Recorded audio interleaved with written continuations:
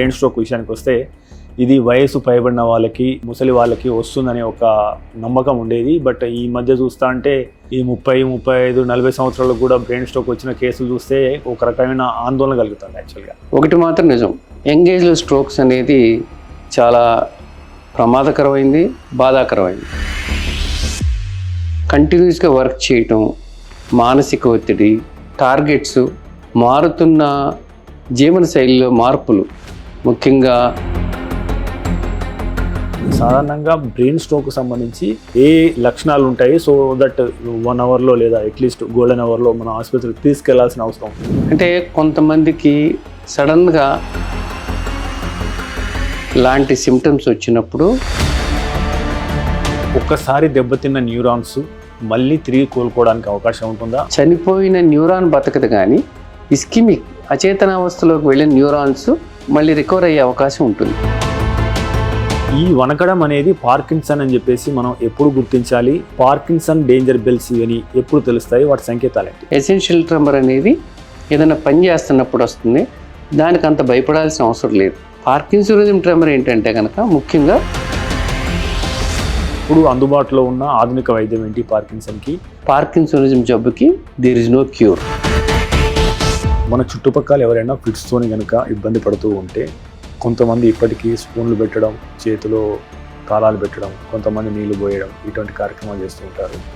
But ఒక అనుభవజ్ఞమైన డాక్టర్గా చెప్పండి, so what to do, what not to do? Fits వచ్చినప్పుడు మనం ఎప్పుడైనా కూడా ఫస్ట్ మనం కంగారు పడకూడదు. పేషెంట్ చుట్టూతో ఉన్న జనాభా అంతా మూగి సిట్యువేషన్ని టెన్స్ చేయకూడదు.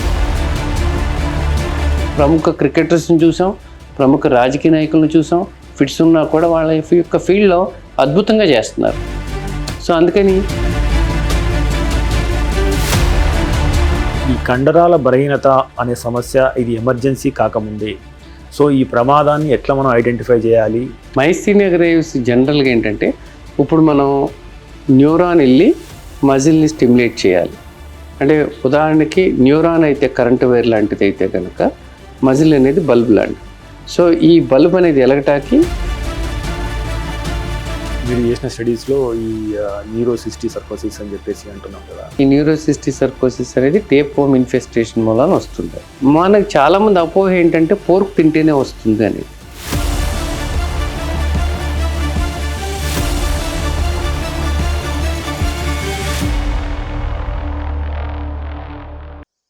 ఏనా ఇవాళ చాలా హ్యాపీగా ఉన్నావు? మెడిసిన్ బిల్ ఇంత తక్కువగా వస్తే హ్యాపీగా ఉండక ఎలా ఉంటామమ్మా? ఇంత తక్కువ రేట్కే ఇస్తున్నారంటే క్వాలిటీలో ఏమైనా డిఫరెన్సెస్ ఉన్నాయేమో? మార్కెటింగ్, డిస్ట్రిబ్యూషన్, ఇంకోటో అనే అదనపు ఛార్జీలు లేవు కాబట్టే 50 to 80% మనకి డిస్కౌంట్ లో ఇస్తున్నారు. MedPlus. Hi viewers, welcome to MedPlus 1 TV. దేశంలోని ప్రముఖ డాక్టర్స్ను పరిచయం చేసే వేదిక డాక్టర్ టాక్కు స్వాగతం. ప్రస్తుతం మనం హైటెక్ సిటీలో ఉన్న యశోదాలో ఉన్నాము. మనతో ఉన్నారు ప్రముఖ న్యూరాలజిస్ట్, అదే రకంగా ఇక్కడ న్యూరాలజీ విభాగానికి అధిపతి, సో క్లినికల్ డైరెక్టర్గా వ్యవహరిస్తున్నారు డాక్టర్ జీవి సుబ్బయ్య చౌదరి గారు. తనని అడిగి యాక్చువల్గా ఈ న్యూరలాజికల్గా సంబంధించి అంటే స్ట్రోక్స్ ఎందుకు ఎర్లీ ఏజ్లో వస్తున్నాయి, సో పార్కిన్సన్ కావచ్చు, సో మిగతా న్యూరలాజికల్ డిజార్డర్స్ ఏ రకంగా పెరుగుతున్నాయి, వీటిని మనం ఎలా నివారించాలి, వస్తే ఎలాంటి జాగ్రత్తలు తీసుకోవాలి అనే అంశాల మీద అవగాహన పెంచుకునే ప్రయత్నం చేద్దాం. డాక్టర్ గారు నమస్తే అండి. నమస్కారం అండి సార్. సో మీకు ఆల్మోస్ట్ 26 సంవత్సరాలు అంటే 2-3 దశాబ్దాల అనుభవం ఈ రంగంలో ఉంది. సో మా వ్యూవర్స్ కోసం సో మీ పరిచయం, ఎక్కడ ఎంబీబీఎస్, అదే రకంగా ఎక్కడ మిగతా ఎడ్యుకేషన్ పూర్తి చేశారు, ఎక్కడెక్కడ ఏ హాస్పిటల్లో పనిచేస్తూ వచ్చారు, మీ పరిచయం గురించి చెప్తారు? నా పేరు డాక్టర్ సుబ్బయ్య చౌదరి అండి. నేను గన్నవరం అంటే కృష్ణా జిల్లా Gannavaram saint John's higher secondary school అని సిబిఎస్ఈలో అక్కడ స్కూలింగ్ చేశాను. అక్కడ తర్వాత ఇంటర్మీడియట్ విజ్ఞాన్ రెసిడెన్షియల్ కాలేజీ గుంటూరులో, సో మేము one of the first batch students అక్కడ. ఓకే. తర్వాత ఎంబీబీఎస్ దావణగిరి చేశాను నేను. తర్వాత ఎండి జనరల్ మెడిసిన్ మైసూర్లో చేశాను. తర్వాత డిఎం ఉస్మానియా మెడికల్ కాలేజ్లో చేశాను. ఆ తర్వాత స్టార్టింగు నా కెరీరు నా టీచర్స్తోనే మొదలుపెట్టాను. డిఎం న్యూరాలజీ చేసిన తర్వాత నిమ్స్లో కొద్ది కాలంగా రెసిడెంట్ డాక్టర్గా పనిచేసి తర్వాత కేర్ హాస్పిటల్స్లో వర్క్ చేశాను. ఆ తర్వాత కొద్ది కాలం సిగ్మా హాస్పిటల్స్ అని దాంట్లో పనిచేసి చాలా కొద్ది కాలం, తర్వాత స్టార్లో ఎక్కువ కాలం పనిచేశాను. 14 years. ఆ తర్వాత ఇప్పుడు యశోద హాస్పిటల్లో వర్క్ చేస్తున్నాను గత 3-4 సంవత్సరాల నుంచి అండి. డాక్టర్ గారు చెప్పండి, అండ్ సాధారణంగా అంతకుముందు స్ట్రోక్స్ అంటే ఇప్పుడు బ్రెయిన్ స్ట్రోక్ విషయానికి వస్తే ఇది వయసు పైబడిన వాళ్ళకి ఎక్కువ ముసలి వాళ్ళకి వస్తుందనే ఒక నమ్మకం ఉండేది. బట్ ఈ మధ్య చూస్తా అంటే ఈ 30, 35, 40 సంవత్సరాలకు కూడా బ్రెయిన్ స్ట్రోక్ వచ్చిన కేసులు చూస్తే ఒక రకమైన ఆందోళన కలుగుతుంది యాక్చువల్గా. సో యాక్చువల్గా అంతకుముందు కూడా ఇలా వచ్చాయా, లేదా ఇప్పుడు తక్కువ వయసు వాళ్ళకి బ్రెయిన్ స్ట్రోక్ వస్తున్నాయా? దీని గల కారణాలు ఏంటి? ఖచ్చితంగా 2 రకాలుగా చూడొచ్చండి. ఒకటి, అవగాహన పెరగటం, ఎర్లీగా డయాగ్నోస్ చేయటం. సో ఇదివరకు స్ట్రోక్ వచ్చిన సిమ్టమ్స్ తెలవకుండా బహుశా TIAs అంటాం, ట్రాన్సియంట్ ఇస్కెమిక్ అటాక్స్, అవి వచ్చినవి తెలవకుండా వెళ్ళిపోవటం వలన ఒక్కోసారి మిస్ అయ్యి తర్వాత స్ట్రోక్తో రావచ్చు అన్నమాట. ఆధునిక కాలంలో పెరుగుతున్న అవేర్నెస్ వలన కొంతవరకు పికప్ రేట్ డెఫినెట్గా పెరుగుతుంది. రెండోది, ఒకప్పుడు హాస్పిటల్స్ ఓన్లీ సెంట్రలైజ్డ్గా ఉండేవి, డాక్టర్స్ కొద్దిమందిగా ఉండేవారు. సో ఇప్పుడు అన్ని చోట్ల పెరిఫరీస్లో కూడా హాస్పిటల్స్ వచ్చినాయి, మంచి మంచి డాక్టర్స్ పెరిఫరీలో కూడా ఉంటూ ఉన్నారు. దాని వల్ల పికప్ అవ్వటం కూడా రెండో కారణం. అయితే ఇప్పుడు మనం తరచూ చూసేది యంగ్ ఏజ్లో స్ట్రోక్స్ రావడం. ఇది ఖచ్చితంగా ఆందోళనకరమే. అంటే మనం ఎర్లీగా పికప్ చేసినా, లేకపోతే కనుక ఇన్సిడెన్స్ పెరిగినా, ఒకటి మాత్రం నిజం, యంగ్ ఏజ్లో స్ట్రోక్స్ అనేది చాలా ప్రమాదకరమైంది, బాధాకరమైంది. ఎందుకంటే మనకు ఆధునిక కాలంలో ఫాస్ట్ కల్చర్లో మన అన్ఎంప్లాయ్మెంట్ మూలాన కానీ, లేకపోతే పర్ఫార్మెన్స్ ప్రెషర్ అంటే పని చేయటంలో టార్గెట్స్ ఒత్తిడి మూలాన అయితేనేవి, మారుతున్న జీవనశైలిలో మార్పులు, ముఖ్యంగా లేట్ నైట్ పార్టీస్ అని, ఇదివరకు స్మోక్ చేయటమే అరుదుగా చూస్తే ఇప్పుడు స్మోకింగ్ కామన్ అయిపోయి అది కూడా దాటిపోయి డ్రగ్స్ లాంటివి వచ్చేసింది. అంటే ఇదంతా కల్చర్లో ఇమిడిపోతున్నాయి ఇప్పుడు రాను. తర్వాత ఆల్కహాలు, వీకెండ్ పార్టీసు, కంటిన్యూస్గా వర్క్ చేయటం, మానసిక ఒత్తిడి, ఇలాంటి వాటి అన్నిటితో కూడా ఈ రిస్క్ ఫ్యాక్టర్స్ పెరుగుతున్నాయి. అంటే వెయిట్ పెరగటం కానీ, ఎక్సర్సైజ్ లేకపోవటం. ఇదివరకు న్యాచురల్గా ఎక్సర్సైజ్ ఉండేది, అంటే మనం నడుచుకుంటూ వెళ్ళేవాళ్ళం ఎక్కడికైనా వెళ్ళాల్సిన కొద్ది దూరం అయినా. ఇప్పుడు మనం నడవటం కూడా లేదు. సో ప్రతిదీ ఆటోమేటిక్గా జరిగిపోతూ ఉన్నాయి. అంటే కొంతమంది కష్టపడే వాళ్ళు కష్టపడుతున్నారు, అది కరెక్టే. దానికి తోడు వ్యక్తిగత వ్యసనాలు, నిద్ర లేకపోవటం, మానసిక ఒత్తిడి, ఇవి కూడా డెఫినెట్గా ప్లే చేస్తూ ఉన్నాయి. అదే కాకుండా ఆధునిక కాలంలో ఫాస్ట్ మూవింగ్ వెహికల్స్ మనం చూస్తూ ఉన్నాం. చాలామంది సెలబ్రిటీస్ కూడా, పిల్లలు కూడా యాక్సిడెంట్స్లో చనిపోవటం. సో అవి కూడా దాని మూలన కూడా స్ట్రోక్స్ వస్తూ ఉంటాయి. అంటే యాక్సిడెంట్స్తో కూడా వీళ్ళకి స్ట్రోక్స్ లాగా వస్తూ ఉంటాయి. ఇవన్నీ కూడా యాడ్ అవటం వలన ఖచ్చితంగా యంగ్ ఏజ్లో స్ట్రోక్స్ పెరుగుతూ ఉన్నాయి. అంటే యంగ్ ఏజ్లో స్ట్రోక్స్ కనీసం ఎక్కువగా గుర్తించబడుతూ ఉన్నాయి అన్నమాట. ఇది ఖచ్చితంగా ఆందోళనకరం. దీని గురించి అవేర్నెస్ కూడా చాలా అవసరం అన్నమాట. డాక్టర్ గారు, మీ అనుభవంలో మీరు చూసిన బ్రెయిన్ స్ట్రోక్ సంబంధించి అతి తక్కువ వయసు 1-2 కేసులు చెప్పండి. సో వారికి ఏ రకంగా వచ్చింది, ఏం జరిగింది? అంటే ఇప్పుడు మనం స్ట్రోక్ చాలా తక్కువ వయసులో వాళ్ళకు కూడా చూస్తూ ఉంటాం. అంటే కొన్నిసార్లు అన్ని వ్యక్తిగత అలవాట్లు ఏమీ లేకపోయినా కూడా దురదృష్టవశాత్తు వాళ్ళకి జెనెటికల్గా ఏదైనా ప్రాబ్లం ఉండి రావచ్చు, లేదంటే ఇన్ఫెక్షన్స్ కూడా కొన్నిసార్లు స్ట్రోక్స్ లాగా ప్రజెంట్ అవ్వచ్చు. అలా ప్రతిసారి మనం వాళ్ళ యొక్క వ్యక్తిగత అలవాట్లు, జీవనశైలి మూలననే చెప్పక్కర్లేదు. కొన్నిసార్లు జెనెటిక్ ప్రాబ్లమ్స్ అవ్వచ్చు, కొన్నిసార్లు ఇన్ఫెక్షన్స్, అలాంటి వాటి మూలన కూడా స్ట్రోక్స్ చూస్తూ ఉంటాం. అయితే వయసును బట్టి కారణాలు కూడా మారుతూ ఉంటాయి. సో ముఖ్యంగా యంగ్ ఏజ్లో వచ్చే వాళ్ళకేమో జెనెటిక్ కారణాలు అవ్వచ్చు, దానికి తోడు ఈ వ్యక్తిగత అలవాట్లతో కూడా కొద్దిగా ఎర్లీగా స్ట్రోక్స్ రావచ్చు. అలాగే మధ్య వయసు వాళ్ళకి ఈ బీపీ, షుగర్ ఇలాంటి వాటి వలన కూడా రావచ్చు. అలాగే ఇప్పుడు కొన్ని మందులు వాడుతూ ఉంటారు, అంటే ఉదాహరణ హార్మోనల్ మెడికేషన్స్ లాంటివి వాడుతూ ఉంటారు. సో దాని మూలన కూడా ఈ బ్లడ్లో వెయిన్స్ క్లాట్ అవుతాయి. ముఖ్యంగా లేడీస్ కొద్దిమంది హార్మోనల్ మెడికేషన్స్ వాడుతూ ఉంటారు తప్పని పరిస్థితుల్లో. సో దాని మూలన కూడా రక్తం చిక్కబడి స్ట్రోక్స్ వచ్చే అవకాశం ఉంటుందన్నమాట. డాక్టర్ గారు, అంటే మీరు నయం చేసిన లేదా మీరు ట్రీట్ చేసిన వాళ్ళు అంటే what is the lowest age? నేను అంటే చిన్న వయసులో వాళ్ళని కూడా చూసేవాళ్ళం ఇదివరకు. ఇప్పుడు పీడియాట్రిక్ న్యూరాలజీ రావటం వలన ఎక్కువ చిన్నపిల్లలు అటు వెళ్ళిపోతూ ఉంటాయి.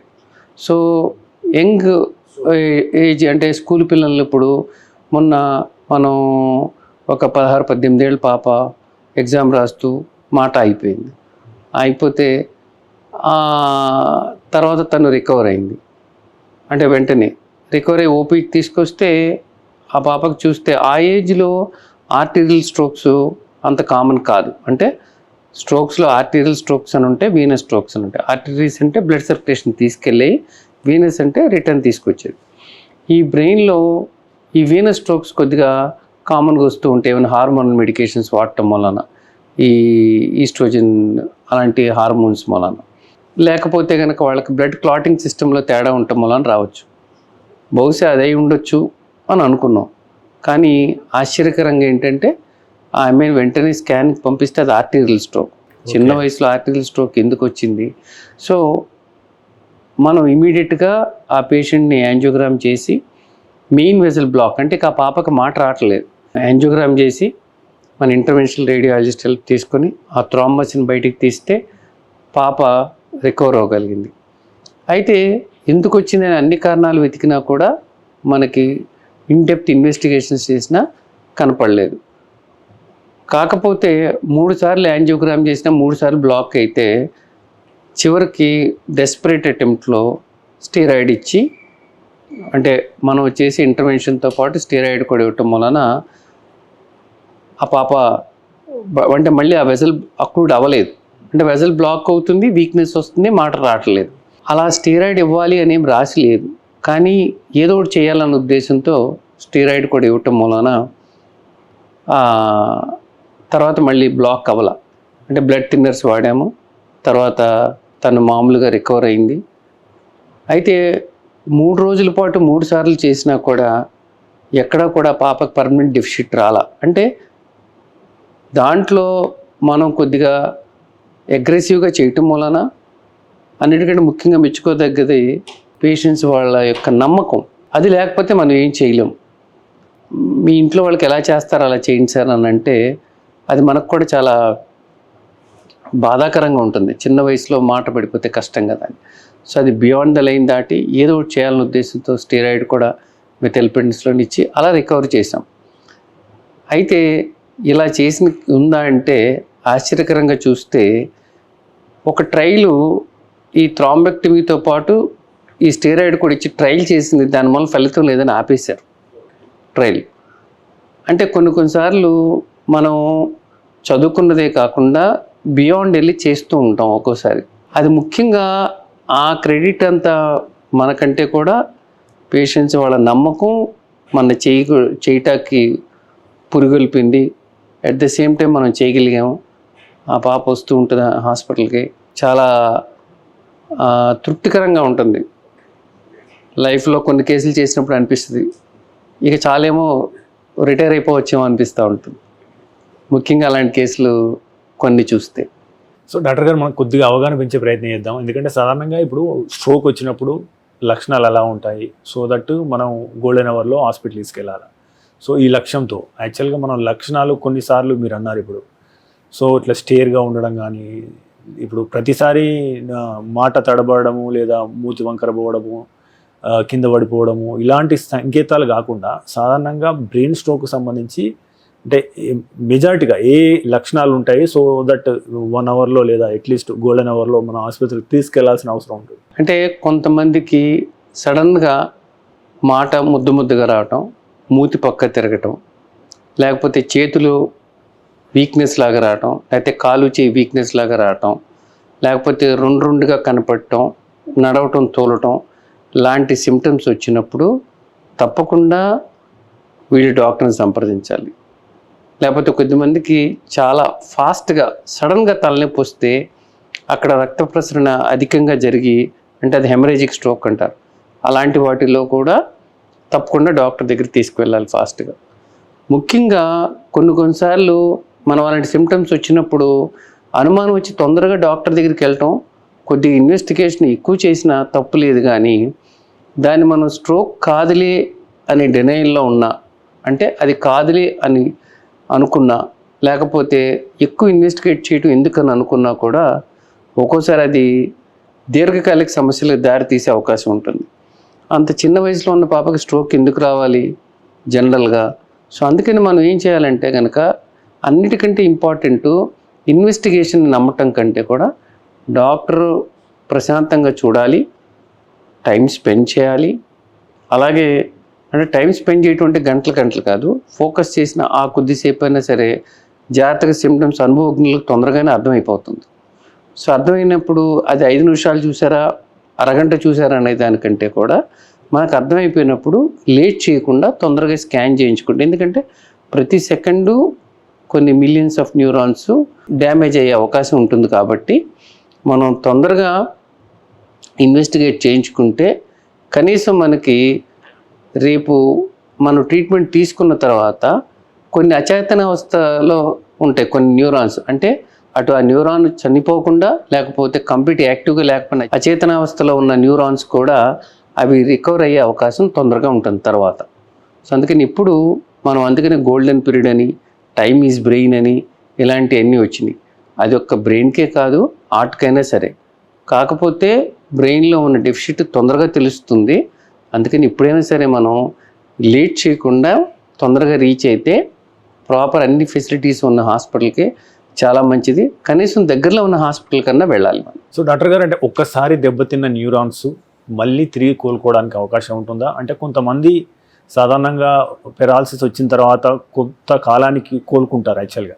సో అది ఏ రకంగా జరుగుతుంది? సో న్యూరాన్లు తిరిగి బాగు చేయబడతాయా? ఇప్పుడు ఇక్కడ జరుగుతున్నది ఏంటంటే కనుక న్యూరాన్స్ ఇన్ఫాక్టెడ్ అంటే చనిపోతాయి, కంప్లీట్గా బ్లడ్ సర్క్యులేషన్ లేకపోవడం. కొన్ని ఇస్కీమియా అంటే అవి బ్లడ్ సర్క్యులేషన్ తగ్గి అవి ఇస్కీమియా అంటే బ్లడ్ సర్క్యులేషన్ తగ్గి న్యూరాన్స్ చచ్చిపోవు. అవి మళ్ళీ తొందరగా రీస్టోర్ చేయగలిగితే కనుక మళ్ళీ ఆ న్యూరాన్స్ మళ్ళీ రియాక్టివేట్ అయ్యే అవకాశం ఉంటుందన్నమాట. చనిపోయిన న్యూరాన్ బతకదు, కానీ ఇస్కిమిక్ అచేతనావస్థలోకి వెళ్ళిన న్యూరాన్స్ మళ్ళీ రికవర్ అయ్యే అవకాశం ఉంటుంది. అలాగే కొన్ని న్యూరాన్స్ అంటే కొంత ప్లేస్ని మిగతాయి కూడా న్యూరాన్స్ టేక్ ఓవర్ చేస్తాయి. వీటి పద్ధతుల్లో మనం ఏంటంటే డ్యామేజ్ని మనం ఎంత లిమిట్ చేయగలిగితే రేపు రిహాబిలిటేషన్లో మనకి వాళ్ళంత మంచిగా ఎక్కువగా ఇంప్రూవ్మెంట్ అయ్యే అవకాశం ఉంటుంది. అందుకని ఒక స్ట్రోక్ వచ్చిన వాళ్ళకి ఎర్లీగా ఫిజియోథెరపీ చేయమని చెప్తాం. మ్యాక్సిమం రికవరీ 3 months లోపల ఎంత రికవరీ వస్తే అంత బాగుంటుంది. 6 months లోపల వస్తే ఛాన్సెస్ తక్కువ ఉన్నా కూడా ఇంకా రికవర్ అవుతారు. 1 year వరకు రికవర్ అవుతూనే ఉంటారు. ఆ తర్వాత కూడా ఫిజియోథెరపీ వాళ్ళు సొంతంగానే సరే చేసుకోవాల్సిన అవసరం, ఎందుకంటే ఉన్నది కనీసం మళ్ళీ ఏదైనా డెఫిసిట్ ఉన్నా అది మళ్ళీ స్టిఫ్గా అవటం కానీ మిగతా ప్రాబ్లం రాకుండా ఉంటాయి చేయమని చెప్తాం. సో ఫిజియోథెరపీ మెడిసిన్స్ ఎంత ఇంపార్టెంటో లైఫ్ స్టైల్ మార్చుకోవటం అంతకంటే ఇంపార్టెంట్. వీటితో పాటు ఫిజియోథెరపీ కూడా చాలా ప్లే చేస్తూ ఉంటుంది. అందుకని వాళ్ళకి మనం చాలా గట్టిగా చెప్తాం, ఫిజియోథెరపీ ప్రాపర్గా చేయించుకోండి, టైం స్పెండ్ చేయండి, కాన్ఫిడెన్స్ లూజ్ అవ్వద్దు, సంకల్ప బలంతో చేయించుకోండి అని కూడా చెప్తాం. అంటే అలాంటి పెద్ద పదాలు ఉపయోగించకపోవచ్చు, కానీ కాన్ఫిడెన్స్ గెయిన్ చేయడానికి వాళ్ళకి ఎంకరేజ్ చేస్తూ చెప్తాం అన్నమాట. హాయ్ వ్యూవర్స్, విలువైన విశ్వసనీయమైన ఆరోగ్య సమాచారాన్ని అందించడానికి మనం మెట్ప్లస్ 1 టీవీని ఏర్పాటు చేశాం. అనతి కాలంలోనే మనం 3 లక్షలకు పైగా సబ్స్క్రైబర్లు, అదే రకంగా 7 కోట్ల వ్యూస్ను సాధించుకున్నాం. మీ సహకారానికి ప్రత్యేక ధన్యవాదాలు. అయితే మన ఛానల్ చూస్తున్న వారిలో ఇప్పటికీ 94% పైగా మంది సబ్స్క్రైబ్ చేసుకోకుండానే చూస్తున్నారు. మీకు తెలుసు, మనం దేశంలో ఉన్న టాప్ డాక్టర్ను ఇంటర్వ్యూ చేస్తూ వస్తున్నాం. అదేవిధంగా అమెరికాలో ఉన్న టాప్ డాక్టర్స్ని ఎంతో మందిని ఇంటర్వ్యూ చేయడం ద్వారా మనం తెలుగులో ఎంతో విశ్వసనీయమైన ఆరోగ్య సమాచారాన్ని ఇస్తూ వస్తున్నాం. సో ఇలాంటి ఇంటర్వ్యూలు మరిన్ని చేయడానికి మాకు అవకాశం ఇవ్వడానికి మీరు ఛానల్ని సబ్స్క్రైబ్ చేసుకోండి. అదేవిధంగా ఈ ఛానల్ని సబ్స్క్రైబ్ చేసుకోవడం ద్వారా ఈ విలువైన సమాచారం ఏదైతే తెలుగులో ఉందో ఇది 10 మందికి చేరి వారికి కూడా ఉపయోగపడే అవకాశం ఉంటుంది. So please subscribe and watch MedPlus 1 TV. So doctor గారు, ఇప్పుడు పార్కిన్సన్ విషయానికి వస్తే యాక్చువల్గా వృద్ధాప్యం వచ్చిన తర్వాత చాలా మందిలో చేతులు కాళ్ళు కొద్దిగా వణకడం మామూలే.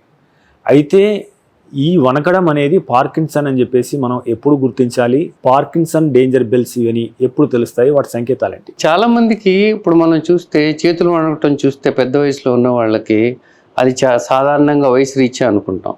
కానీ ప్రాబ్లమ్స్ ముఖ్యంగా షేకింగ్ రావటానికి ఒకటి ఎసెన్షియల్ ట్రెమర్ అంటాం. అంటే వంశపారంపర్యంగా కొద్దిమందికి ట్రెమర్స్ ఉంటే వాళ్ళకు కూడా రావచ్చు. కొంతమందికి పార్కిన్సోనిజం ట్రెమర్స్. సో 2 ట్రెమర్స్కి ఎలా గుర్తిస్తామంటే ఈ ఎసెన్షియల్ ట్రెమర్ అనేది ఏంటంటే కనుక పెద్ద వయసులో వాళ్ళకి ఏదైనా కాఫీ గ్లాస్ పట్టుకుంటున్నా, లేకపోతే బుఫే ప్లేట్ పట్టుకున్న షేక్ రావటం, లేకపోతే బ్యాంక్ సిగ్నేచర్ టాలీ అవ్వట్లేదండి అని చెప్తూ ఉంటారు. సో లేకపోతే కాఫీ తాగుతుంటే వణుకుతూ ఉంటుంది. అంటే ఇది ఎస్పెషలీ ఏదైనా యాక్టివిటీ పర్ఫామ్ చేస్తున్నప్పుడు షేక్ వస్తూ ఉంటుంది. దాన్ని మనం ఎసెన్షియల్ ట్రెమర్ అంటాం. వీళ్ళకి మిగతా సిమ్టమ్స్ పార్కిన్సోనిజంలో ఉండే సిమ్టమ్స్ ఉండవు. అదే పార్కిన్సోనిజం ట్రెమర్లో ముఖ్యంగా వీళ్ళకి చేతుల్లో రెస్ట్లో ఉన్నప్పుడు ట్రెమర్స్ వస్తాయి. ఏదైనా పని చేసేటప్పుడు యాక్చువల్గా తగ్గుతాయి. అంటే లైన్ గీసినట్టు ఇలా ఉండాల్సిన అవసరం లేకపోయినా కూడా ఇప్పుడు ఎసెన్షియల్ ట్రెమర్ కూడా ఎక్కువైతే రెస్ట్లో కూడా ట్రెమర్ వస్తుంది. అలాగే రెస్టింగ్ ట్రెమర్ కూడా ఎక్కువైతే పని చేసేటప్పుడు కూడా రావచ్చు. కానీ ప్రధానంగా చూస్తే ఎసెన్షియల్ ట్రెమర్ అనేది ఏదైనా పని చేస్తున్నప్పుడు వస్తుంది. దానికి అంత భయపడాల్సిన అవసరం లేదు. పార్కిన్సోనిజం ట్రెమర్ ఏంటంటే కనుక ముఖ్యంగా రెస్ట్లో వస్తుంది ట్రెమర్. పిన్ రోలింగ్ ఇలా రోల్ చేస్తున్నట్టు ట్రెమర్ ఫస్ట్ స్టార్ట్ అవ్వచ్చు. రెండోది ఏంటంటే ఈ పార్కిన్సోనిజం ట్రెమర్స్తో పాటు నిదానంగా మిగతా సిమ్టమ్స్ కూడా వస్తాయి.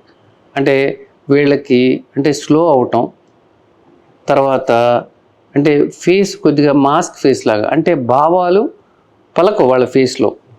సో భావాలు తగ్గటం, లేచి నుంచోవటం, టైం తీసుకోవటం, ఏ పని చేయాలన్నా మామూలు వాళ్ళకంటే ఎక్కువ టైం తీసుకుంటే కనుక మనం వీళ్ళలో డెఫినెట్గా పార్కిన్సోనిజం సస్పెక్ట్ చేయాలి. దాంతోపాటు కొంతమందికి పార్కిన్సన్స్ ప్లస్ సిండ్రోమ్ ఉండే వాళ్ళకి తరచూ పడిపోతూ ఉంటారు. లేకపోతే యూరిన్కి వెళ్ళేటప్పుడు కొంతమందికి కంట్రోల్ ఉండకపోవచ్చు. సో కొంతమందికి హాలిసినేషన్స్, ఎవరు లేని వాళ్ళు కూడా కనపడుతున్నట్లు వాళ్ళకు కూడా తెలుస్తుంది, లేని వాళ్ళు కనపడుతున్నట్లు చెప్తూ ఉంటారు. సో ఇలాంటి సిమ్టమ్స్ ఉంటే కనుక మనం ఖచ్చితంగా పార్కిన్సోనిజం కానీ పార్కిన్సన్స్ ప్లస్ సిండ్రోమ్ అంటే ఏటిపికల్ పార్కిన్సోనిజం కానీ అనుకోవాలి. ఎసెన్షియల్ ట్రెమర్లో సహజంగా ఈ లక్షణాలన్నీ ఉండవు. సో అందుకని మనం పేషెంట్ని చూసినప్పుడు తరచూ అడిగే హిస్టరీతో చాలా వరకు మనం ఏ రకమైందో చెప్పవచ్చు అనమాట. యంగ్ ఏజ్లో కనుక ట్రెమర్స్ వస్తే దానికి చాలా కారణాలు ఉండొచ్చు. ఎక్కువగా జెనెటిక్ కారణాలు అంటే వాళ్ళ ఫ్యామిలీ హిస్టరీలో ఉంటే రావచ్చు, లేకపోతే మిగతా కారణాలు కూడా రూల్ అవుట్ చేసుకోవాలి, థైరాయిడ్ లాంటివి అనమాట. ముఖ్యంగా వయసు పైబడిన వాళ్ళు అయితే కనుక ఎసెన్షియల్ ట్రెమర్ కానీ లేకపోతే పార్కిన్సోనిజం ట్రెమర్ కానీ అయ్యే అవకాశాలు ఉంటాయి. సో డాక్టర్ గారు, మనం పార్కిన్సన్ అంటే ఏంటి, దాని లక్షణాలు ఏ రకంగా ఉంటాయో తెలుసుకున్నాం కదా. ఇప్పుడు అందుబాటులో ఉన్న ఆధునిక వైద్యం ఏంటి పార్కిన్సన్కి, ఏ స్టేజ్లో ఎలాంటి వైద్యం చేస్తారు, సో దాంతో ఎంత శాతం నయమయ్యే అవకాశం ఉంది? జనరల్గా పార్కిన్సోనిజంలో అంటే మెడికేషన్ ఇండ్యూస్డ్ అంటే కొన్ని మందులు వాడటం మూలన, ఉదాహరణ యాంటీసైకోటిక్స్ మెడికేషన్స్ అని, లేకపోతే కొంతమంది కడుపులో మంట వచ్చి ట్యాబ్లెట్స్తో కాంబినేషన్ ఉంటాయి, లీవోసల్పరైడ్ అని, అలాంటి మెడికేషన్స్ వస్తే పార్కిన్సోనిజం డ్రగ్ ఇండ్యూస్డ్ పార్కిన్సోనిజం అంటాం. అవి కాకుండా మామూలుగా పార్కిన్సోనిజం జబ్బుకి there is no cure, there is no control చేయలేము ప్రస్తుతానికి, క్యూర్ చేయటానికి మెడిసిన్స్ అయితే లేవు. అయితే మనం అది పార్కిన్సోనిజమా కాదా నిర్ధారణ చేసుకోవాలి. నిర్ధారణ చేసుకున్న తర్వాత ఏ రకమైన పార్కిన్సోనిజమో చూడాలి. అంటే ఇడియోపతిక్ పార్కిన్సోనిజం అంటే ఇది కొద్దిగా స్లోగా ప్రోగ్రెస్ అవుతుంది, మిగతా సిమ్టమ్స్ తక్కువ ఉంటాయి. అంటే వాళ్ళకి వణుకుడు ఒకటి వస్తుంది, కొద్దిగా రిజిడిటీ అంటే చేతులు కాళ్ళు గట్టిగా అవ్వటం, నిదానంగా నడవటం లాంటిది ఉంటుంది. వీటితో పాటు ఏటిపికల్ పార్కిన్సోనిజంలో ఉన్న ఫీచర్స్ అన్నీ దీంట్లో కూడా రావచ్చు, కానీ లేటుగా వస్తాయి. ఏటిపికల్ పార్కిన్సోనిజంలో ఏమొస్తుంది, మతిమరుపు రావచ్చు, లేకపోతే బాగా స్లో అయిపోయి పడిపోతూ ఉండొచ్చు, కళ్ళ మూమెంట్స్ అన్నీ స్లో అవ్వచ్చు, లేకపోతే హాలిసినేషన్స్ ఎర్లీగా రావచ్చు. ఈ సిమ్టమ్స్ ఇవే సిమ్టమ్స్ మన ఇడియోపతిక్ పార్కిన్సోనిజంలో కూడా రావచ్చు, కానీ అవన్నీ లేటుగా వస్తాయి. ఇక్కడ సిమ్టమ్స్ ఏటిపికల్ పార్కిన్సోనిజంలో ఎర్లీగా రావటమే కాకుండా మెడిసిన్స్ కూడా పెద్దగా అంత గొప్పగా పనిచేసినా కొద్ది కాలం పనిచేస్తుంది. ఆ తర్వాత ఎవరైనా కూడా 5 yearsలో మందులు వాడుతున్న వీల్ చైర్ బౌండ్ అయ్యారంటే కనుక మనం ఖచ్చితంగా అది ఏటిపికల్ పార్కిన్సోనిజం అయ్యే అవకాశం చూసుకోవాలి. అందుకని ఎప్పుడు కూడా మనకి పేషెంట్ యొక్క హిస్టరీ వినాలి, వాళ్ళ యొక్క మిగతా మామూలు సిమ్టమ్స్తో పాటు మిగతా సిమ్టమ్స్ ఏమున్నాయో వినాలి, మందులు ఎలా పనిచేస్తున్నాయో వినాలి. ఇవన్నీ విన్న తర్వాత దానికి సరిపడా ఇన్వెస్టిగేషన్స్ చేసి, అంటే ముఖ్యంగా ఇది ఎందుకు ఇంపార్టెంట్ అంటే ఇప్పుడు రకరకాల ట్రీట్మెంట్స్ వస్తూ ఉన్నాయి. ఎస్పెషలీ ఇడియోపతిక్ పార్కిన్సోనిజం అంటే దీంట్లో మెడిసిన్స్ కొద్ది కాలం పనిచేస్తే తర్వాత వీళ్ళకి డీప్ బ్రెయిన్ స్టిమ్యులేషన్ అనేది కొత్తగా ఆధునికంగా కూడా మంచి వైద్యం వచ్చింది అదమ్మా. దీని మూలాలు ఏంటంటే క్యూర్ చేయకపోయినా కంట్రోల్ చేయకపోయినా క్వాలిటీ ఆఫ్ లైఫ్ పెంచవచ్చు, అట్లాగే మెడిసిన్స్తో వచ్చే సైడ్ ఎఫెక్ట్స్ని కూడా మనం తగ్గించవచ్చు అనమాట. సో అంటే ఈ డిబిఎస్ అని అంటున్నాం కదా సార్, ఇది మన ఈ deep brain stimulation. Correct. So అంటే ఇది అంటే ఎవరికి చేస్తారు, ఇది ఎలా చేస్తారు, సో ఎంత % రిజల్ట్ ఉంటుంది దీంతో? అంటే జనరల్గా డీప్ బ్రెయిన్ స్టిమ్యులేషన్లో ఫస్ట్ మనం నిర్ధారణ చేసుకోవాలి వ్యాధిని. అంటే అది ఇడియోపతిక్ పార్కిన్సోనిజమా, ఏటిపికల్ పార్కిన్సోనిజమా. ఓకే, ఇడియోపతిక్ పార్కిన్సోనిజం నిర్ధారణ చేసుకుంటాకి కొన్ని స్కేల్స్ ఉంటాయి, ఈపీడిఆర్ఎస్ స్కేల్ అని. అంటే ట్యాబ్లెట్ ఇచ్చిన తర్వాత ఎంత రెస్పాన్స్ వచ్చింది, దీన్ని బట్టి మిగతా సిమ్టమ్స్ని బట్టి దాన్ని ఒక అసెస్మెంట్ చేస్తారు. చేసిన తర్వాత అప్పుడు మనం పేషెంట్కి కౌన్సిలింగ్ చేసి వాళ్ళ ఎక్స్పెక్టేషన్స్ పెంచకుండా ఇంతవరకు ఇది ఓన్లీ మనం డిసీజ్ సిమ్టమ్స్ నుంచి మనం ఉపశమనం కలిగించటాకే కానీ ఇది క్యూర్ కాదని చెప్పాలి. అలాగే అది ప్రోగ్రామింగ్ ఎలా చేస్తారు అంటే ఇక్కడ మెయిన్ ఈ కాలర్ బోన్ కింద ఈ ఇంపల్సెస్ పంపించే ఇది ఉంటుంది, లోపల ఎలక్ట్రోడ్స్ పెడతారు, పెట్టి అది కంటిన్యూస్గా డోపమైన్ అనే న్యూరో హార్మోన్ తగ్గటం వలన వచ్చేది కాబట్టి ఇది అక్కడ ఎలక్ట్రోడ్స్ అక్కడ స్టిమ్యులేట్ చేసి బ్రెయిన్లో ఆ మెడిసిన్ యొక్క రీప్లేస్మెంట్ లాగా ఇది పనిచేస్తూ ఉంటుంది. అంటే వీళ్ళకి మెడిసిన్ ఆపాలని కాదు, మెడిసిన్తో వచ్చే సైడ్ ఎఫెక్ట్స్ తగ్గించడానికి డోస్ తగ్గించుకోవచ్చు, వీళ్ళకి ఫ్రీక్వెన్సీ తగ్గించుకోవచ్చు. ఈ స్టిమ్యులేషన్ చేయటం వల్ల ఏంటంటే వీళ్ళ క్వాలిటీ ఆఫ్ లైఫ్ కూడా బెటర్గా అయ్యే అవకాశం ఉంటుందన్నమాట. సో డాక్టర్ గారు, ఇప్పుడు మనం కంట్రోల్ బలహీనత విషయానికి వద్దాము. ఈ మయస్థీనియా క్రైసిస్ మీ గురించి మీరు యాక్చువల్గా రీసెర్చ్ కూడా చాలా చేశారు. సో సాధారణంగా ఎవరికైనా కండరాల బలహీనత వచ్చిందంటే బలహీనత అని చెప్పేసి నిర్లక్ష్యం చేస్తారు యాక్చువల్గా. ఒక్కోసారి శ్వాస తీసుకోవడం కూడా కష్టమవుతుంది ఇందులో అని చెప్పేసి అనిపిస్తుంది. సో అంటే ఈ కండరాల బలహీనత అనే సమస్య ఇది ఎమర్జెన్సీ కాకముందే, సో ఈ ప్రమాదాన్ని ఎట్లా మనం ఐడెంటిఫై చేయాలి, సో దట్ మనం ముందే ప్రారంభంలోనే దీన్ని గుర్తించి చర్యలు తీసుకునే అవకాశం ఉంటుంది? మైస్థీనియా గ్రేవిస్ జనరల్గా ఏంటంటే ఇప్పుడు మనం న్యూరాన్ వెళ్ళి మజిల్ని స్టిమ్యులేట్ చేయాలి. అంటే ఉదాహరణకి న్యూరాన్ అయితే కరెంట్ వైర్ లాంటిది అయితే కనుక మజిల్ అనేది బల్బ్ లాంటిది. సో ఈ బల్బ్ అనేది ఎలగటానికి ఈ ఎలక్ట్రికల్ వైర్తో మనం స్విచ్ చేస్తే ఎలా కరెంట్ ఎలా పాస్ అవుతుందో అలా ఇక్కడ కూడా ఏంటంటే కనుక ఈ నర్వ్ని స్టిమ్యులేట్ అయినప్పుడు ఈ మజిల్ స్టిమ్యులేట్ అవుతుంది అన్నమాట. కాకపోతే అక్కడ ఫిజికల్ కాంటాక్ట్ ద్వారా కంటే కూడా మోర్ న్యూరో ట్రాన్స్మిటర్స్ రిలీజ్ అవుతాయి, ఎస్టిల్ కోలిన్ అనేది. ఈ మైస్థీనియా గ్రేవిస్లో ఈ ఎస్టిల్ కోలిన్ రిసెప్టర్ యాంటీబాడీస్ ఉండటం మూలాన అంటే ఎస్టిల్ కోలిన్ వెళ్ళి దాన్ని అతుక్కోకుండా మజిల్కి యాంటీబాడీస్ అడ్డం పడటం మూలాన వీళ్ళకి వ్యాధి ప్రాబ్లం వస్తుందన్నమాట. సో ముఖ్యంగా ప్రారంభ దశలో కొద్దిమందికి కేవలం ఆక్యులర్ మైస్థీనియా అంటే కేవలం కళ్ళ వరకే పరిమితం అవుతూ ఉంటుంది అనమాట. అంటే వీళ్ళకి కనురెప్పలు వాలిపోవటం, సాయంత్రం అయ్యేటప్పటికి రెప్పలు వాలిపోవటం జరుగుతూ ఉంటుంది. కొద్దిమందికి రెండుగా కూడా కనపడుతూ ఉంటాయి అన్నమాట. అదే జనరలైజ్డ్ మైస్థీనియాలో వీళ్ళకి ఒళ్ళంతా వీక్నెస్ లాగా ఉంటాం, వీళ్ళకి ఆక్యులర్ సిమ్టమ్స్తో పాటు ఇది ఉండొచ్చు, లేదంటే ఈ సిమ్టమ్స్ ప్రధానంగా కూడా ఉండొచ్చు. అలాగే వీళ్ళకి మింగుడు పడటం కష్టం లాంటిది, అలాగే ఊపిరి తీసుకోవడం కష్టం లాంటిది ఉండొచ్చు అనమాట. అంటే మింగుడు పడటం కష్టం అంటే వాళ్ళ యొక్క సెలైవా లాలాజలం కూడా వాళ్ళు మింగలేకపోవచ్చు అనమాట. ఇలాంటి సిమ్టమ్స్ ఉన్నప్పుడు మనం అది బల్బార్ వీక్నెస్ అంటారు. అంటే ఊపిరి తీసుకోవడం కష్టం అవుతుంది, మింగుడు పడటం కూడా కష్టం అవుతుంది. ఇలాంటి వ్యాధులు వేరే కూడా ఉండొచ్చు, కానీ మైస్థీనియా అయితే కనుక వాళ్ళకంటే సడన్గా రాదు, నిదానంగా వస్తూ ఉంటుంది. గత కొద్ది కాలంగా మాకు కళ్ళు వాలిపోతున్నాయి, రెండుగా కనపడుతుంది అని, లేకపోతే దాంతోపాటు నడుస్తుంటే ఆయాసం వస్తుంది, లేకపోతే మింగుడు పడటం కష్టంగా ఉంది, మా సెలవు కూడా మేము మింగలేకపోతున్నాం, ఇలాంటి సిమ్టమ్స్ చెప్పొచ్చు అనమాట.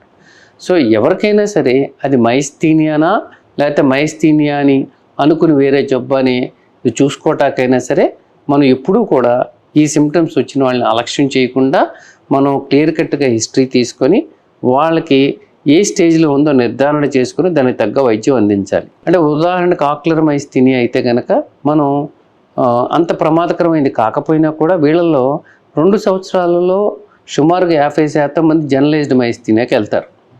అందుకని కేవలం ఆక్యులర్ మైస్థీనియా ఉండి మనం దాన్ని మిస్ అవ్వకుండా ఉంటాకి మనం ఏం చేస్తాం, 3 ఇంపార్టెంట్ టెస్టులు చేస్తున్నాం జనరల్గా. ఒకటి హిస్టరీ తీసుకుంటాం, దాంతోపాటు అది మైస్థీనియా అని అనుమానం వస్తే రిపిటేటివ్ నర్వ్ స్టిమ్యులేషన్ అని ఈ ఎలక్ట్రోఫిజియాలజీ ల్యాబ్లో టెస్ట్ చేస్తాం. దానికి తోడు యాంటీబాడీస్ కూడా పంపిస్తాం, ఎస్టిల్ కోలిన్ రిసెప్టార్ అనే యాంటీబాడీస్ అని పంపిస్తాం. ఈ రిపోర్ట్స్ చూతో పాటు మనం థైమోమా అని ఒక ట్యూమర్ ఉంటుంది మీడియాస్టమ్లో, లేకపోతే థైమస్ ఎన్లార్జ్మెంట్ ఉండొచ్చు, అది ఉందేమో చూస్తాం. ఈ మూడిట్లో కనుక ఏదన్నా పాజిటివ్ వస్తే మనం మైస్థీనియా జబ్బుకి దగ్గరలో ఉండొచ్చు. అంటే ఒక్కొక్కసారి ఒక టెస్ట్ కన్ఫర్మ్ చేయొచ్చు, ఒక్కోసారి 3 టెస్టులు కలిపి దాదాపు మనకి 90% దాకా సెన్సిటివిటీని పికప్ చేసే అవకాశం ఉండొచ్చు. ఓకే. కానీ ఇన్ని టెస్టులు చేసినా ఒక్కోసారి మైస్థీనియాలో అన్ని నెగిటివ్ రావచ్చు. అందుకని అంటే యాంటీబాడీస్ పాజిటివ్ వస్తే కనుక మనకి చాలాసార్లు నిర్ధారణ అవుతుంది ఆక్యులర్ మైస్థీనియాలో. ఆక్యులర్ మైస్థీనియాలో మన ఎలక్ట్రోఫిజియాలజీ టెస్ట్ పాజిటివ్ రావచ్చు, నెగిటివ్ రావచ్చు. జనరలైజ్డ్ మైస్థీనియాలో అయితే కనుక మనకి ఈ test positive, electrophysiology test positive వచ్చే అవకాశం ఉండొచ్చు, మళ్ళీ యాంటీబాడీస్ పాజిటివ్ రావచ్చు, నెగిటివ్ రావచ్చు. సో థైమోమా అంటే థైమస్ ఎన్లార్జ్మెంట్ ఉండొచ్చు, ఉండకపోవచ్చు.